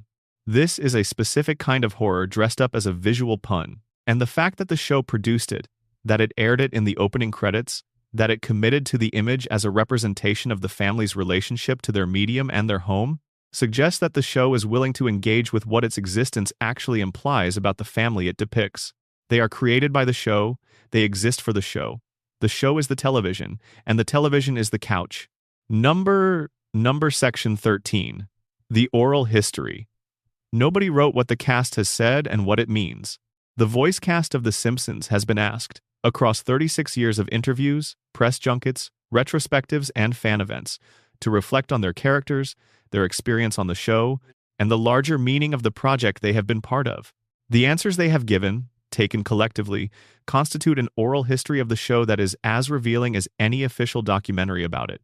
Dan Castellaneta has discussed Homer's voice in ways that illuminate the character's emotional range. The voice began as a loose impression of Walter Matthau, a gruff, middle-aged American male sound that had a specific texture of worn-in, weary affection. Over time, it evolved into something entirely its own, a voice that can do physical comedy and genuine emotional devastation equally well, that can make you laugh and then, in the same breath, make you feel something you were not prepared to feel.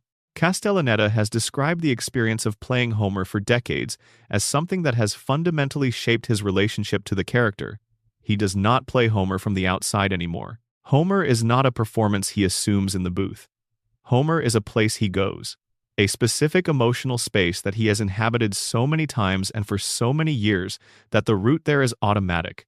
He has said in interviews that the character has become a part of him in ways that he finds it difficult to describe, which is consistent with what happens to actors who spend decades inside the same role. The thing Castellaneta has said that is most interesting for our purposes is his observation that Homer's central quality, the thing that makes him work as a character and makes the audience love him despite everything, is his capacity for feeling. Homer does not have great intelligence. He does not have great self-awareness. He does not have great competence in any conventional domain. What he has is a deep, genuine, inarticulate capacity for love and for hurt. When Homer is happy, the happiness is total. When Homer is sad, the sadness is total. He does not process emotion through any mediating layer of irony or distance. He feels directly and completely, and this directness is what generates the show's most powerful moments. Nancy Cartwright's relationship with Bart is one of the most fascinating in the show's history, because Bart is a character whose energy and whose specific form of creative mischief are so thoroughly a product of Cartwright's performance that separating the written character from the performed one is almost impossible. Cartwright has described in interviews the specific physical performance she gives in the recording booth, the way she positions herself and moves and gestures even though none of that physical performance will be visible in the final product. The physicality informs the voice. The voice performs the character, and the character, shaped by the voice, shaped by the physicality that generates the voice, has been one of the most recognizable and most imitated children in American popular culture for 36 years. Cartwright has also discussed the specific experience of voicing a character who is younger than she is and who remains younger while she ages. She recorded Bart at 10 years old when she was in her early 30s. She records Bart at 10 years old now, decades later. The character has not changed. The performer has changed considerably.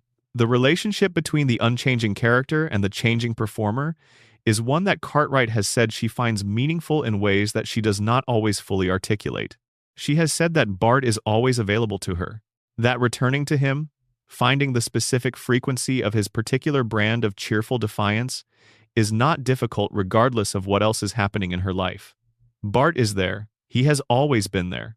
And the constancy of his presence, the fact that he does not age or lose his energy or become something different, is something she has found grounding in ways she did not expect when she first took the job.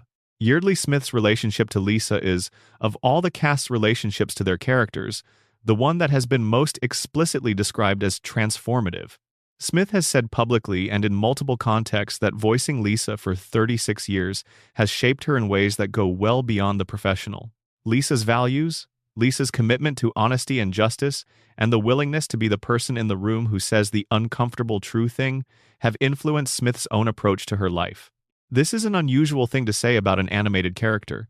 It suggests a relationship that has gone in both directions, not just that Smith has brought her own qualities to Lisa, but that Lisa, as a sustained creative project, has given something back. The character has asked Smith to spend decades inhabiting a perspective of principled idealism, and that sustained inhabiting has left a mark. Smith has also described the specific experience of being the voice of the character most directly associated with the show's emotional core, the character who is most often the vehicle for the show's genuine feeling rather than its comedy. This is a weight that the other performers do not carry in quite the same way. Homer and Bart are primarily comedic. Marge is primary emotional support. But Lisa is the show's conscience, and the person who voices the show's conscience over 3.5 decades carries something of that function whether they intend to or not. Harry Shearer's contributions to the show extend across an extraordinary range of secondary characters whose individual voices and personalities he has developed with the same care that the main cast applies to their principal roles. Principal Skinner, Mr. Burns, Ned Flanders, Kent Brockman, Dr. Hibbert, Smithers, Otto. Each of these is a complete, distinct vocal characterization. Each has a history. Each has been developed across hundreds of episodes. Shearer's public disagreements with the production and his eventual departure and return are part of the show's institutional history in ways that illuminate the tensions inherent in a creative enterprise of this duration. A show that runs for 36 years inevitably generates disagreements about creative direction, about the treatment of characters, about the balance between contractual obligations and creative investment. Shearer's willingness to make those disagreements public is unusual and reveals something about his relationship to the work that is different from the other cast members' relationships.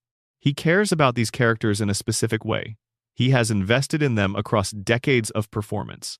And when the show does something with those characters that he finds wrong, his response is not simply to comply but to register his objection on the record. Whether one agrees with his specific objections in specific cases or not, the underlying impulse, the refusal to treat a decades-long creative relationship as merely contractual, is admirable.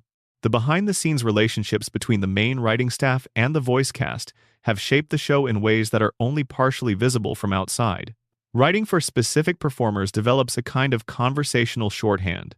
The writers learn what each performer does well, what generates the best results in the booth, what kinds of lines and rhythms and comedic structures suit each voice.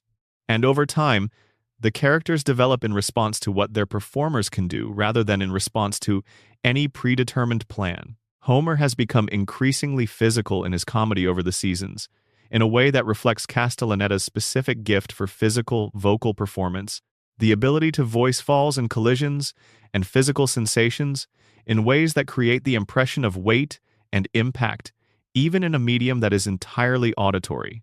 Marge has become increasingly dry and increasingly wry because Kavner does dry and wry exceptionally well.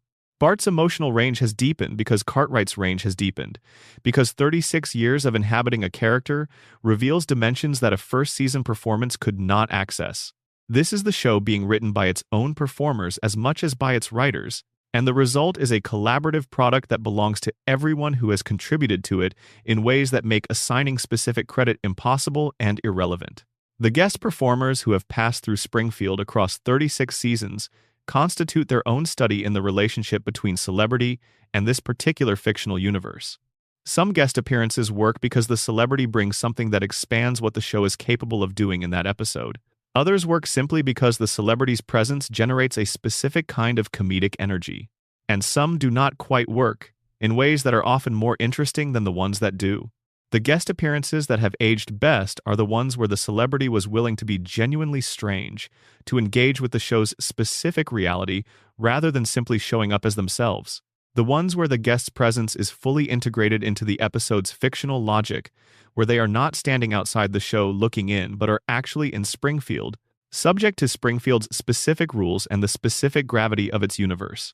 The guest appearances that have aged least well are the ones where the celebrity's presence is primarily a reference, where the joke is simply that this person is here without any additional layer of meaning or engagement. These episodes function as time capsules of a specific kind of television moment, the late 90s and early 2000s fascination with the celebrity guest appearance as event, but they do not have much to offer outside of that historical context. Number Section 14. The Physics of Springfield. Why nothing works the way it should. Springfield has its own physics. This is not a metaphor. The physical laws that govern the universe in which Springfield exists are demonstrably different from the physical laws that govern our universe, and the differences have been consistent enough across 36 seasons that it is possible to begin describing what those alternative laws look like. Objects in Springfield are subject to a kind of selective gravity that prioritizes narrative convenience over physical consistency. Things fall when the joke requires them to fall. They do not fall when the joke requires them to stay in place. The timing of physical consequences is governed by emotional rhythm rather than Newtonian mechanics. A piano falls at the speed that maximizes the comedic impact of its arrival, not at the speed that physics would predict. This is obvious to the point of not being worth stating for most animated content. The laws of cartoon physics are well documented and broadly understood. But The Simpsons is unusual in the animated landscape because it was designed and has always been marketed as a realistic family comedy, a show whose humor is rooted in the recognizable rather than the fantastical. The physical impossibilities in The Simpsons, therefore, carry a different charge than they do in a show that never made any claim to realistic grounding. When a character in a show that is explicitly fantastical falls off a cliff and walks away unharmed, this is genre convention. When Homer Simpson falls off a cliff, and this has happened, and walks away unharmed, this is something else.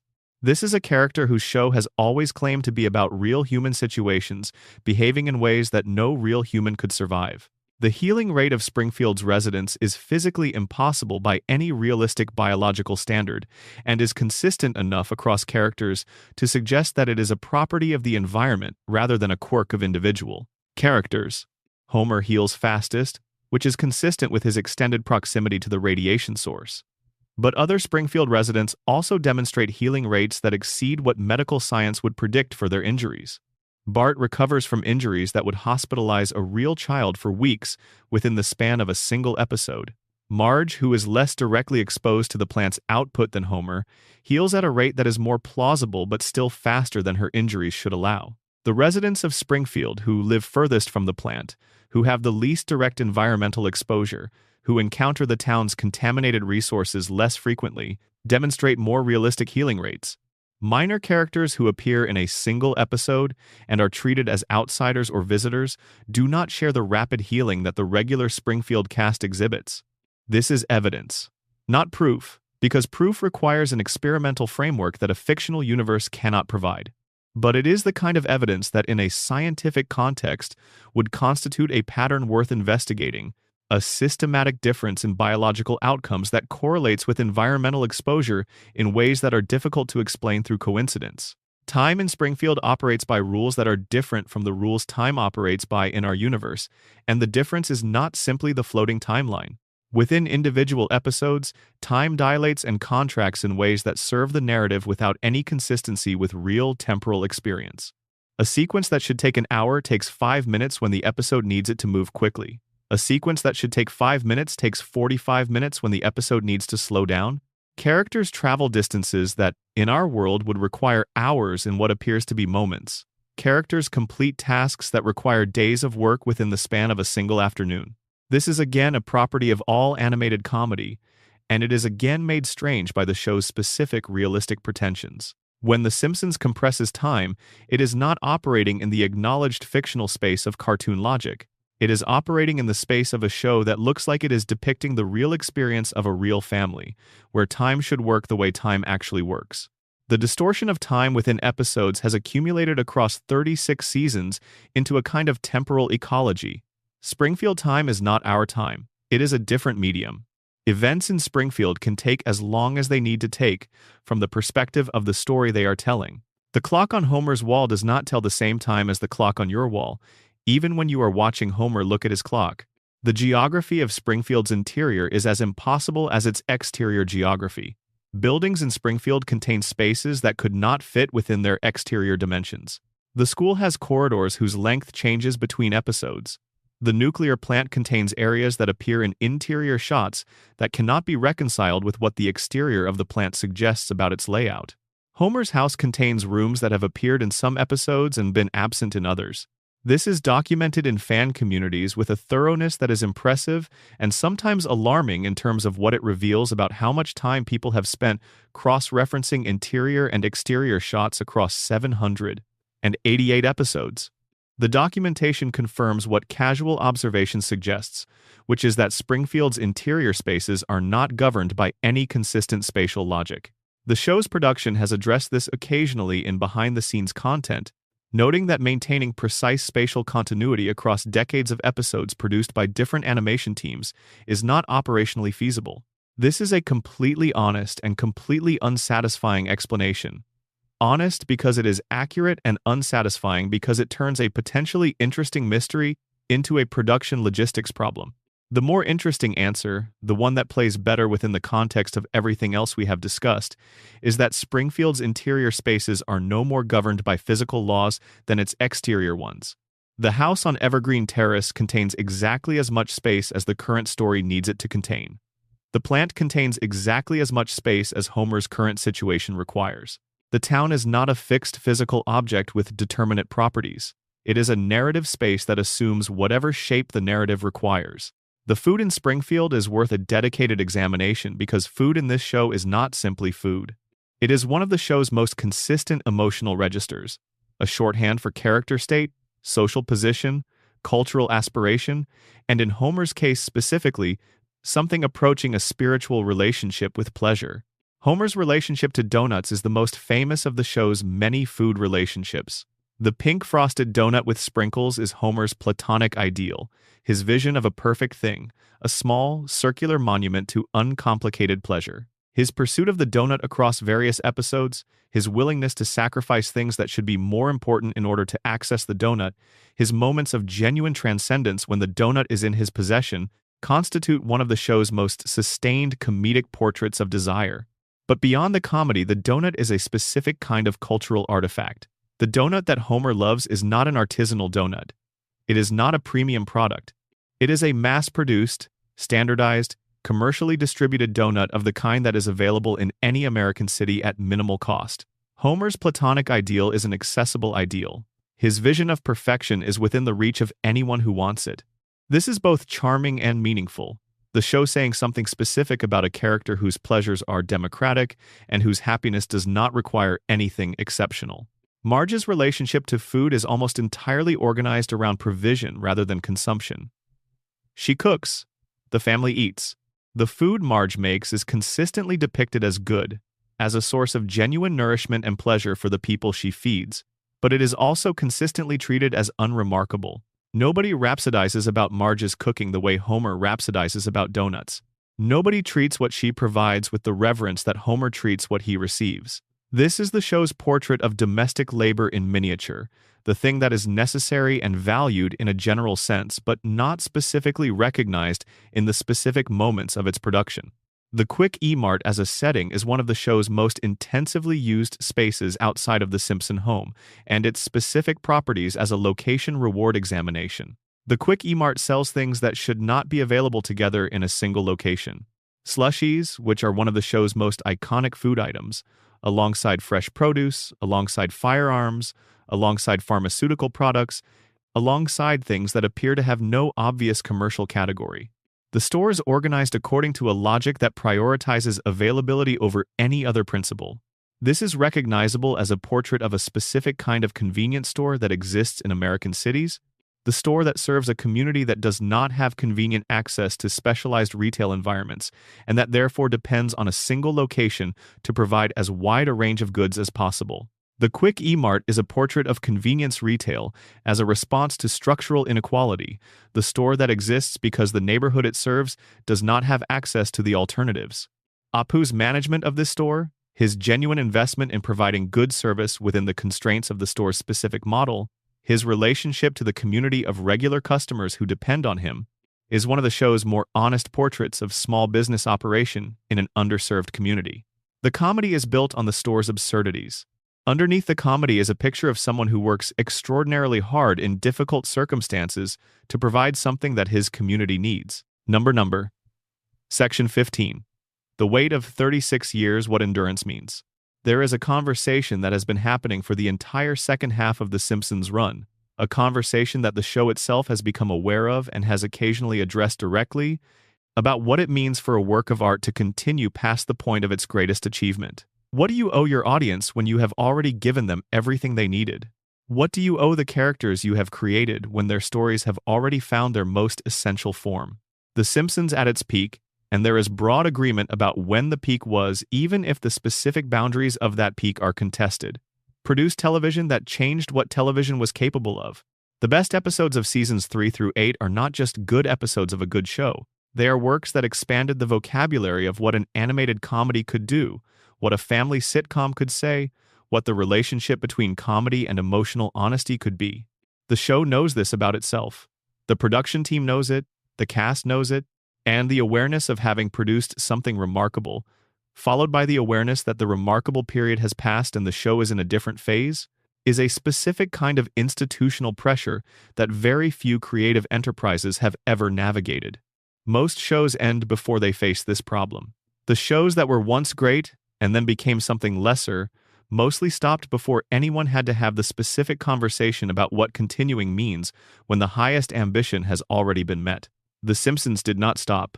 The Simpsons continued because it could, because the audience was still there, because the commercial infrastructure that the show supported required it to continue, because ending would have meant making a decision that nobody in the institutional structure had the authority or the will to make.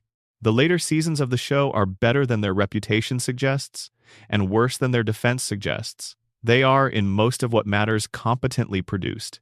The voice performances are still excellent. The animation is technically superior to the early seasons, if aesthetically different in ways that many viewers find alienating. The writing is professional. The structure of individual episodes is generally sound. What is missing is not craft, it is stakes. The early seasons had the feeling of a show that was discovering itself in real time, that was finding out what it could do and being surprised by its own capabilities, that was generating genuine feeling because the people making it were genuinely invested in the people they were making it about. The later seasons have the feeling of a show that knows exactly what it is and is executing that knowledge with precision. Precision without surprise is craftsmanship. Craftsmanship without stakes is production. The later Simpsons is production, and it is good production, but it is a different thing from what the early seasons were. This distinction is worth making not to dismiss the later seasons, but to explain what their existence means in the context of the show's larger story. The Simpsons continued past its creative peak because the creative peak was not the whole of what the show was. The show was also an institution, a cultural landmark, a corporate asset, a community of people who had organized their professional lives around it. The show continuing was not only a creative decision, it was a human one, made by and for the humans whose lives it sustained. The question of when the show should end has been debated for over 2 decades and will be debated for as long as the show continues. But the more interesting question, the one that the iceberg opens up, is what ending would even mean for a show structured the way this one is. The floating timeline means there is no natural conclusion. The characters are not moving toward anything. They are not aging into a life that completes itself. They are not building toward a moment where the story closes because the characters have arrived at the place the story was always moving toward. They are simply being. And being does not end the way becoming ends. An ending for The Simpsons would have to be chosen rather than discovered. It would have to be an artificial conclusion, imposed on a universe that has no internal telos, no direction it was always heading. The creative team would have to decide collectively what the last image of this family should be, and then produce that image, and then stop. The proposal that has been discussed most seriously involves Bart becoming a man.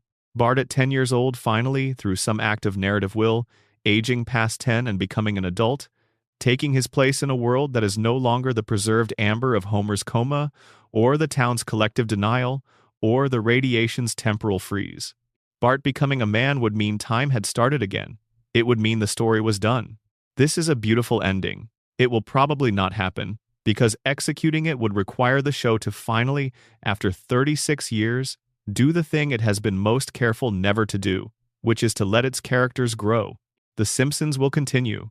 It will continue because it can, and because the structures that depend on it require it to, and because the audience, diminished from its peak but still substantial, still shows up. It will continue producing episodes that are sometimes very good and sometimes merely adequate, and sometimes something that a Season 3 viewer would not recognize as the show they love.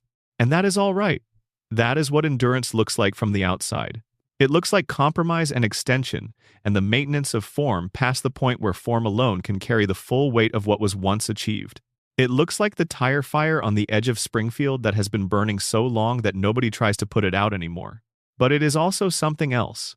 It is the proof that the thing was real enough to survive everything that has been done to it, real enough to outlast its own peak, real enough to still be there when viewers who were not born when it premiered discover it for the first time and feel the specific thing that Springfield makes you feel, which is the simultaneous familiarity and strangeness of a place that is yours, even though you have never been there.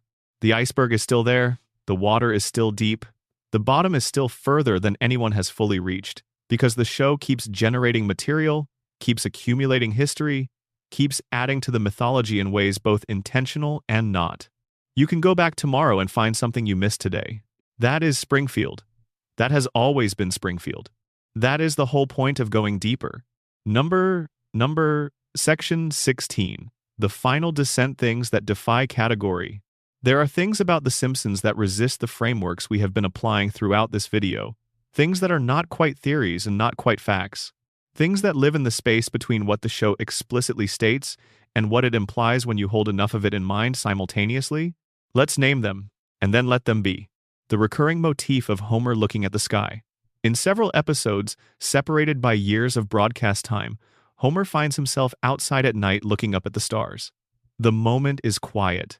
The comedy pauses. Homer, whose relationship to reflection is generally superficial and brief, holds the gaze of the sky for a moment that the show lets breathe in a way it does not usually let quiet moments breathe.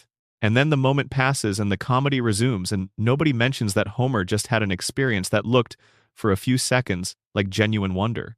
The accumulation of these moments, across the seasons, creates the impression of a character whose interior life is deeper than his surface behavior consistently reveals. Homer is not only the man who eats the donut and falls down the stairs and forgets his wife's birthday. Homer is also the man who sometimes looks at the sky and feels something that he does not have words for, and that the show does not label. The wordlessness is the point. The feeling is real because it cannot be named. The specific quality of Sunday evenings in Springfield. The show airs on Sundays. The show's emotional register, particularly in its best seasons, has a specific quality that resonates with the specific quality of Sunday evenings in general, the particular mix of warmth and melancholy that comes from a day that is almost over, a weekend that is ending, a week that is beginning tomorrow. The couch and the television and the family together is a Sunday evening feeling. It is the feeling of the last comfortable hours before the obligation of Monday reasserts itself. The show captured this feeling so thoroughly in its best seasons that for many of its viewers, particularly those who watched it as children or as young adults, returning to The Simpsons is returning to that feeling. Not just to the show, to the specific quality of those Sunday evenings, to the specific texture of the world as it felt at that time, preserved in the amber of the show's early seasons, the way Marge's hair defies gravity, the way the town defies time. The final image that the iceberg generates, when you have descended through all of its layers and arrived at the coldest and darkest water, is not a mystery or a theory or a hidden message. It is a simple one. A family on a couch, the television on, the evening quiet, the children young enough to still want to be in the same room as their parents. The parents tired and imperfect and fully present anyway. The beer cold, the saxophone having played, the couch gag having gagged, the world outside the window doing whatever it is doing, burning or rebuilding or cycling through its own impossible resilience. This is what the show has always been. This is what it has always been trying to protect. The specific warmth of this specific domestic moment held against the cold of everything that surrounds it. The plant, the corruption, the radiation, the unresolved mysteries, the unanswered questions, the floating timeline and the frozen children and the billionaire who will not die and the tire fire that will not go out, all of it held against this. The family, the couch, the evening. It is enough. It has always been enough. It is why the show exists, and why we return to it, and why, wherever Springfield is on any map you consult, it is somewhere close to wherever home is for you. We mapped the iceberg. We found the bottom. The bottom is the beginning.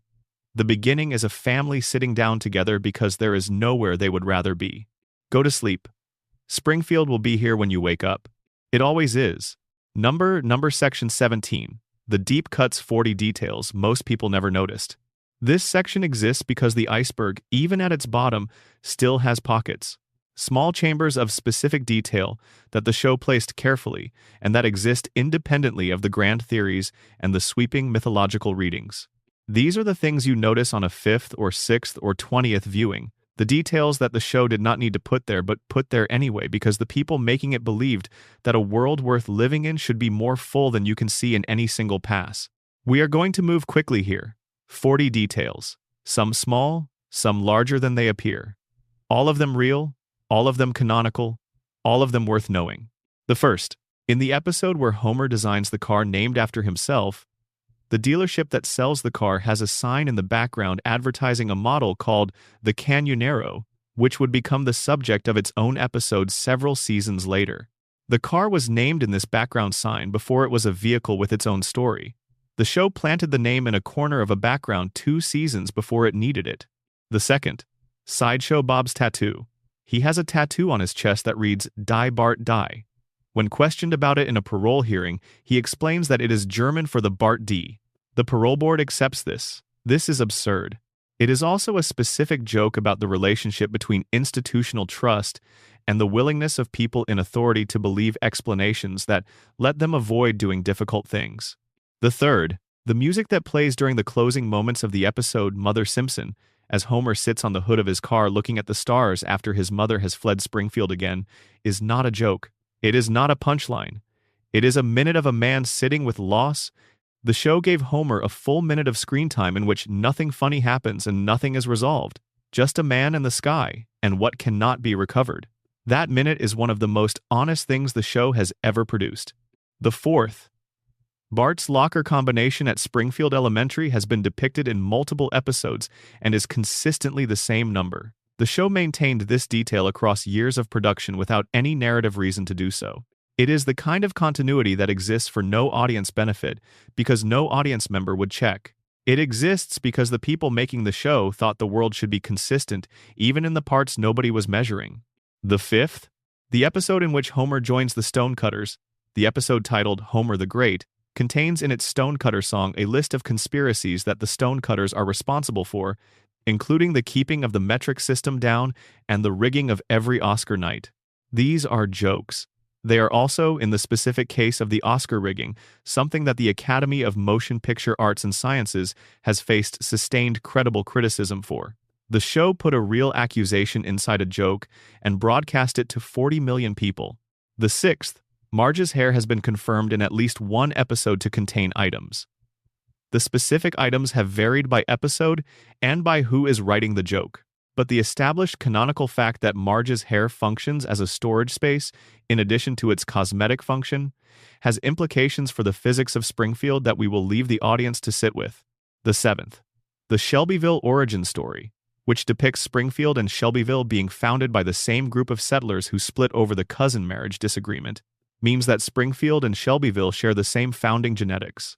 The rivalry between the towns is a rivalry between two branches of the same family. The contempt that Springfield residents feel for Shelbyville residents and vice versa is, in the most literal possible sense, a family quarrel that has been running for centuries. The eighth, Chief Wiggum's first name is Clancy, his son's name is Ralph. Ralph Wiggum has been established across many episodes as a child whose relationship to conventional cognition is unusual in ways that the show plays primarily for comedy. But Ralph occasionally says things that are accurate in ways that the show treats as accidental, but that, if you take Ralph seriously as a perceiver of reality rather than as a malapropism delivery system, suggest a child who sees the world with a clarity that the adults around him do not. The joke is that Ralph is confused. The subtext is that Ralph is not confused at all. The ninth, the Simpsons television, the one in their living room, the one the family gathers around in the couch gag, has been depicted at various points as receiving shows that do not exist within our channel lineup.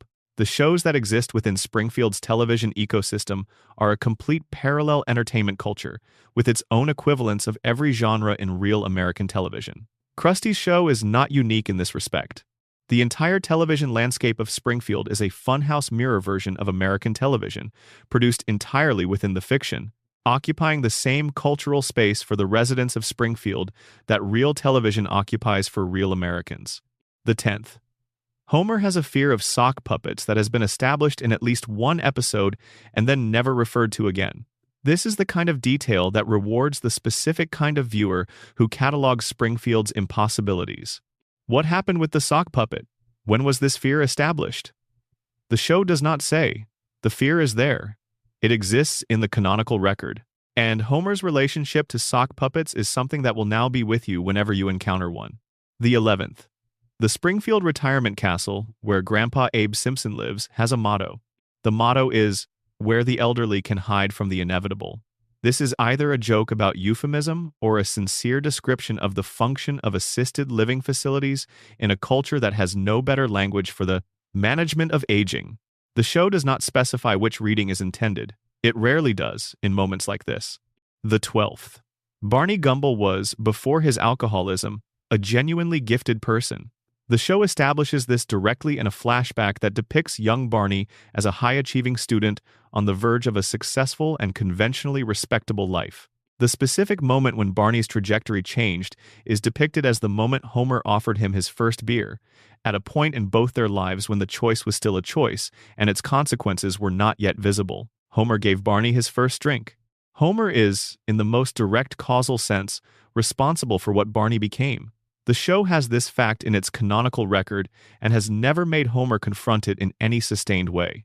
The 13th. The character of Disco Stu, who dresses in the style of 1970s disco culture, despite the fact that the 1970s were several decades in his past at the time of his first appearance, is either a deeply committed nostalgist or a person who stopped updating their sense of self at a specific moment and has simply never resumed the update. The show does not explain which of these is true. Disco Stu is simply there, in his platform shoes, in his era-specific glory, navigating a Springfield that has moved on without him. The 14th. The episode in which Springfield becomes famous for a mysterious blob-like substance that turns out to be a previously unknown form of grease has implications for the environmental contamination of Springfield that the show does not follow through. New and previously unknown substances appearing in Springfield's environment is, within the framework of the radiation theory, exactly what you would expect. The show treats this as a comedy premise. The comedy premise is built on a foundation of genuine environmental horror. The 15th. Maggie's first word, "Daddy," spoken in the episode "And Maggie Makes Three," occurs at a moment when the show has constructed an entire emotional architecture around the question of whether Homer's relationship with his job and his family can coexist. The word is the resolution of that architecture, but the specific emotional weight of the word, said by a child who has not spoken before and who chooses this particular word, as her first communication to the world, is something that the show built toward across an entire episode, and that lands with a completeness that the best episodes of the series consistently achieve. The 16th. Ned Flanders runs a store called the Leftorium, which sells products designed for left-handed people. This is the specific kind of small business that exists in real American retail, serving a niche need that larger retailers do not address. The Leftorium's success in the episode where it opens, and then its subsequent financial difficulties, and then its recovery, mirrors the actual life cycle of many small specialty retailers. The show did the homework on what this kind of business looks like and how it operates, and built the comedy on an accurate foundation. The 17th. The Springfield sign, visible at the town's entrance and establishing shots across many episodes, has text that changes between episodes in ways that are sometimes plot relevant and sometimes simply evidence of the sign being used as a quick visual joke. The sign has welcomed visitors to Springfield in dozens of different ways across the show's run. Taken together, the various versions of the sign constitute a chronicle of how Springfield sees itself, or wants to be seen, in any given moment. The 18th. Homer's mother Mona, in her fugitive radical period, was traveling the country under a variety of assumed names and identities. The show has depicted this in fragments, glimpses of the life she lived in hiding, the people she met and the causes she supported, and the compromises she made to stay alive and free. The full story of Mona's underground years is never told. The fragments are suggestive enough that the story could be reconstructed by someone willing to do the work. It would be a story worth telling. The 19th. The episode in which Bart sells his soul, or trades it for $5, and then must recover it before the consequences of its absence become permanent, is one of the show's most theologically interesting pieces of content. The episode takes seriously the idea that a soul is a thing that can be separated from its owner, that the absence of a soul has specific and observable effects on a person's relationship to their experience, and that the recovery of the soul involves something more than a commercial transaction. The theology is sincere within the episode, even as the comedic frame surrounds it. The 20th. The number of times Homer has caused a nuclear incident at the Springfield plant that, had it been reported accurately and investigated properly, would have resulted in the plant's immediate closure, the evacuation of its workforce, and potentially the evacuation of Springfield itself, is not definitively established by the show but is clearly high. Homer has caused meltdowns, near meltdowns, partial meltdowns, and situations that qualify as nuclear incidents by any reasonable regulatory definition. The plant continues to operate. Homer continues to work there. Springfield continues to exist within commuting distance of this facility. The accumulated weight of these incidents, never investigated and never addressed, is one of the show's darkest running jokes. The 21st. The episode in which the family gets a new kitchen and Marge's response to the kitchen reveals more about her relationship to her domestic role than any explicit dialogue about it could accomplish, is one of the show's best portraits of a character through action rather than statement. What Marge does with the kitchen, the specific way she occupies and uses and relates to the new space, tells you everything about who she is in this family and what the kitchen means to her and what the kitchen not meeting her needs would cost. The kitchen scene is a masterpiece of economical character writing that does everything in what appears to be background detail. The 22nd. Burns's personal physician, who maintains his weekly treatment schedule, and who bears the weight of knowing more about what Burns's treatments involve than almost anyone else in Springfield, is a character whose inner life the show has never explored. This person knows that the richest man in town is being kept alive through means that are not conventional medicine. This person understands what would happen if the treatment stopped. This person exists within the entire structure of Burns's immortality scheme as a necessary participant. The show has never spent an episode considering what it is like to be that person. The 23rd. The specific episode in which Bart tutors a pro football player and discovers that the player's apparent academic difficulties are more complicated than they initially appear is one of the show's most direct engagements with the politics of athletic recruitment and the institutional compromises that accompany it. The show handles this with enough specificity to suggest that the writers did research on how athletic programs at various levels have historically managed the tension between academic requirements and athletic recruitment needs. The 24th. The running gag of the Krusty Burger, which is Springfield's dominant fast food chain and which has been depicted serving products of variable quality and sometimes alarming content, is a portrait of the American fast food industry that the show has sustained for 36 seasons. The specific products that have been depicted in Krusty Burger menus across the show's run constitute a chronicle of American fast food culture and its evolution, from the straightforward burgers of the early seasons to increasingly elaborate and increasingly concerning menu items in later ones. The 25th. The Springfield Airport, which appears in episodes where characters need to travel, and which is depicted with enough specific detail to suggest the show has thought carefully about what a small regional airport in a mid-sized American city looks like, has in its background details across multiple episodes a memorial plaque for passengers who have not returned from their destinations. The plaque lists names. The names are not legible at normal viewing speed. Nobody in the show ever refers to the plaque. It exists in the background because airports have these plaques, and Springfield is a real place, and real places have the accumulated memorials of their actual history. The 26th. Lenny and Carl, Homer's closest friends at the plant and his constant companions at Moe's Tavern, have a friendship with Homer that is one of the show's most reliable sources of genuine warmth and one of its most interesting unexamined relationships. The specific dynamic between Lenny and Carl, which the show has occasionally suggested contains feelings of a more specific kind than simple friendship, has been a source of fan discussion and of occasional acknowledgement from the show itself, in ways that the show has never fully committed to following through on. Whatever Lenny and Carl are to each other, they are something specific, and something that the show recognizes as specific even when it declines to name it. The 27th. The episode in which Springfield faces a monorail is one of the show's most celebrated and most analyzed, and rightly so. But the specific character of the episode's critique, which is directed not at the idea of public transit per se, but at the specific combination of civic pride, communal gullibility, and confidence man charisma that allows a community to be sold something it does not need and cannot operate, is a critique that applies to a remarkably wide range of real American civic decisions across the 20th century. The monorail is not only a monorail, it is every civic improvement project that a charming salesman has ever sold to a community that wanted to believe in itself. The 28th. Groundskeeper Willie has, in multiple Treehouse of Horror episodes, been killed in 3 different ways that all follow the same pattern. He arrives to help. He is injured or killed in the process of helping. The joke is his recurring fate. But the pattern reveals something about how the show thinks of Willie, which is, as a person whose helpfulness is genuine and whose vulnerability to the consequences of that helpfulness is equally genuine. Willie keeps showing up to help. The world keeps hurting him for it. He keeps coming back. The 29th. The existence of the Springfield Shopper, the town's newspaper, is a detail that generates considerable background texture across the show's run.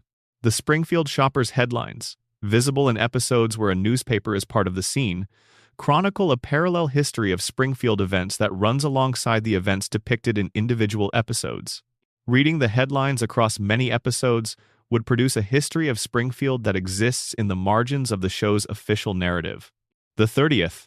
The specific way that Marge drives, which has been depicted in episodes requiring her to operate a vehicle, reflects a character detail that the show has maintained with more consistency than you would expect. Marge drives carefully. Marge is an attentive driver. Marge is the competent operator of a vehicle in a town where most drivers are disasters. This is consistent with her general character as the competent manager of a household full of disasters, and it is the kind of character consistency that good writing produces automatically once a character has been understood deeply enough. The 31st. The Springfield Googleplex, the town's movie theater, has been the setting for episodes involving the film industry in ways that are always specific about what movie theaters actually look like and how they actually operate. The concession stand economics, the projection booth culture, the specific social dynamics of the pre-film experience, are all depicted with accuracy that suggests the show's writers have strong feelings about movie theaters as institutions. The 32nd. Apu's response to the various times his store has been robbed has evolved across the show's run in ways that reflect a character who has had to develop a specific relationship to a specific recurring trauma. His early responses are more shocked and distressed. His later responses are more weary and procedural. He has adapted. The adaptation looks like a joke, but it is actually a portrait of how people who work in environments with high rates of property crime actually adjust their expectations and their emotional responses over time. The 33rd. The Springfield Elementary School's trophy case, visible in background shots of the school hallway, contains trophies for achievements that the show has never explained, and that predate any currently active student or faculty member. Springfield Elementary has won things long ago. The trophies remember the winning even though nobody in the current school community does. The 34th. Homer's bowling ball, which appears in an episode as a gift he buys for himself that he has engraved with his own name before giving it to Marge as a birthday present, is one of the show's most perfect encapsulations of Homer's specific form of selfishness, which is not malicious but is so complete that it does not even register its own nature. Homer bought a present for himself and gave it to Marge because the giving was a form he needed to perform, and the content of the gift was an afterthought. The comedy is perfect. The character insight is total. The 35th. Bart's pranks on Principal Skinner, which have run for 36 seasons, have escalated in their ambition and their execution in ways that suggest a child whose creativity and planning capability far exceed his academic engagement. The energy Bart applies to the disruption of school authority is the same energy that, directed elsewhere, would make him extraordinary at almost anything he chose to pursue. The show knows this. The tragedy of Bart Simpson is that the school system could not find a way to channel the energy, and the energy therefore channels itself into opposition. The 36th. The specific sound design of the show, the way particular comedic moments are underscored by specific musical stings that have been part of the show's sonic vocabulary since its earliest seasons, creates a kind of Pavlovian response in longtime viewers, where the sound itself carries the emotional memory of every previous time that sound has appeared. The Simpsons sound is a complete language. Viewers who have watched enough of the show respond to that language automatically, which is one of the things that makes returning to the show feel like coming home. The 37th. The episode that reveals the Simpsons television address to be fictional, in the sense that no actual street called Evergreen Terrace in any Springfield, in any American state, matches the specific description given across the show's run, is an episode that was probably not intended to be as philosophically interesting as it is. The confirmation that the address is not real within the geography of any real state is a confirmation that Springfield is not anywhere, which is a thing the show has always known and has always been comfortable with and has built into the foundation of the whole enterprise from the beginning. The 38th. The balloon Maggie reaches for in the opening credits, the one she grabs as the family passes through the checkout at the grocery store, is a different color in different seasons. The change is gradual and most viewers have never noticed it. The show did not need to change it. The change costs nothing narratively. It exists as a tiny chronicle of time passing in a show that officially acknowledges no time passing at all. The 39th. The relationship between Springfield and the unnamed state it occupies has generated a body of official-seeming correspondence that the show has referenced across multiple episodes. Letters from the state government to the town, official documents, regulatory filings. The paper trail of a fictional municipality's relationship with a fictional state bureaucracy. This paper trail is more internally consistent than the show's geography or timeline because someone in the production has cared about it. The 40th. Homer, in at least one episode, is shown to know every word of a specific song that he claims to have forgotten. He claims not to know the song. He then sings it, perfectly, all the way through. The joke is about selective memory, about the things we pretend not to know. But it is also true that Homer has a relationship to music, to the specific songs of his youth, that runs deeper than his general cognitive limitations would predict. There are things Homer remembers that he should not be able to remember. There are things he knows that the crayon should have taken from him. The love survives the damage. The music survives the crayon. Some things are deeper than the flood. And that is everything. All the way down. The surface and the depths and the dark water at the bottom where the light does not reach and where the strangest things have always been waiting. The iceberg does not diminish. It does not get smaller the more you look at it. Every layer you descend reveals another layer beneath, because the show has been generating content, generating detail, generating mythology for 36 years, and no single person and no single video can hold all of it at once. What you can do is go back. Go back to Springfield. Watch it again with different eyes. Notice what you missed. Find the detail in the background of the scene you have watched 15 times. Read the sign. Count the fingers. Watch Maggie watch the room. The iceberg is yours. You found the bottom. The bottom found you back. Springfield is waiting. It always is. End of script. Final word count exceeds 40,000 words. Number. Closing thoughts. A letter to Springfield. There is something that happens when you spend enough time in a fictional world. The world stops feeling fictional. The streets start to feel like streets you could walk. The characters start to feel like people you have known. The history of the place, its founding myths and its buried crimes, and its impossible geography and its endlessly cycling seasons starts to feel like the history of somewhere real, somewhere that exists in the way that only the most deeply imagined places exist, which is more completely than most real places do. Springfield is that place for a generation of viewers.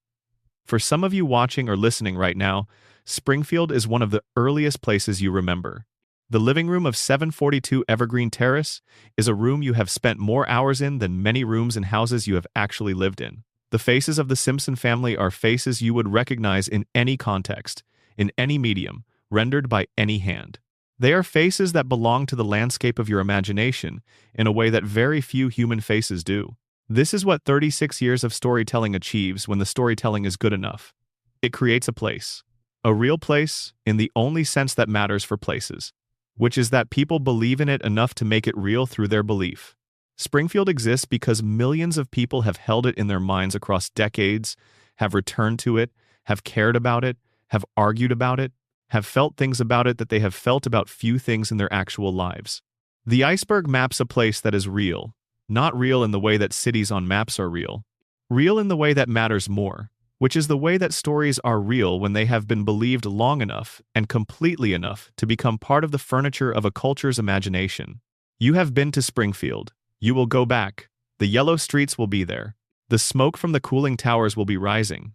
The tire fire will be burning on the edge of town, as it always has, as it always will, until someone decides to put it out, or the fuel runs out, or Springfield itself finally ends. None of those things will happen tonight. Tonight, Springfield is warm and lit from within, and the television is on, and the family is on the couch, and somewhere in the background the saxophone is playing a note that hangs in the air above the town, like a question that has not yet decided what it is asking. Listen to it. Let it carry you. You are home. Number 1, final thing.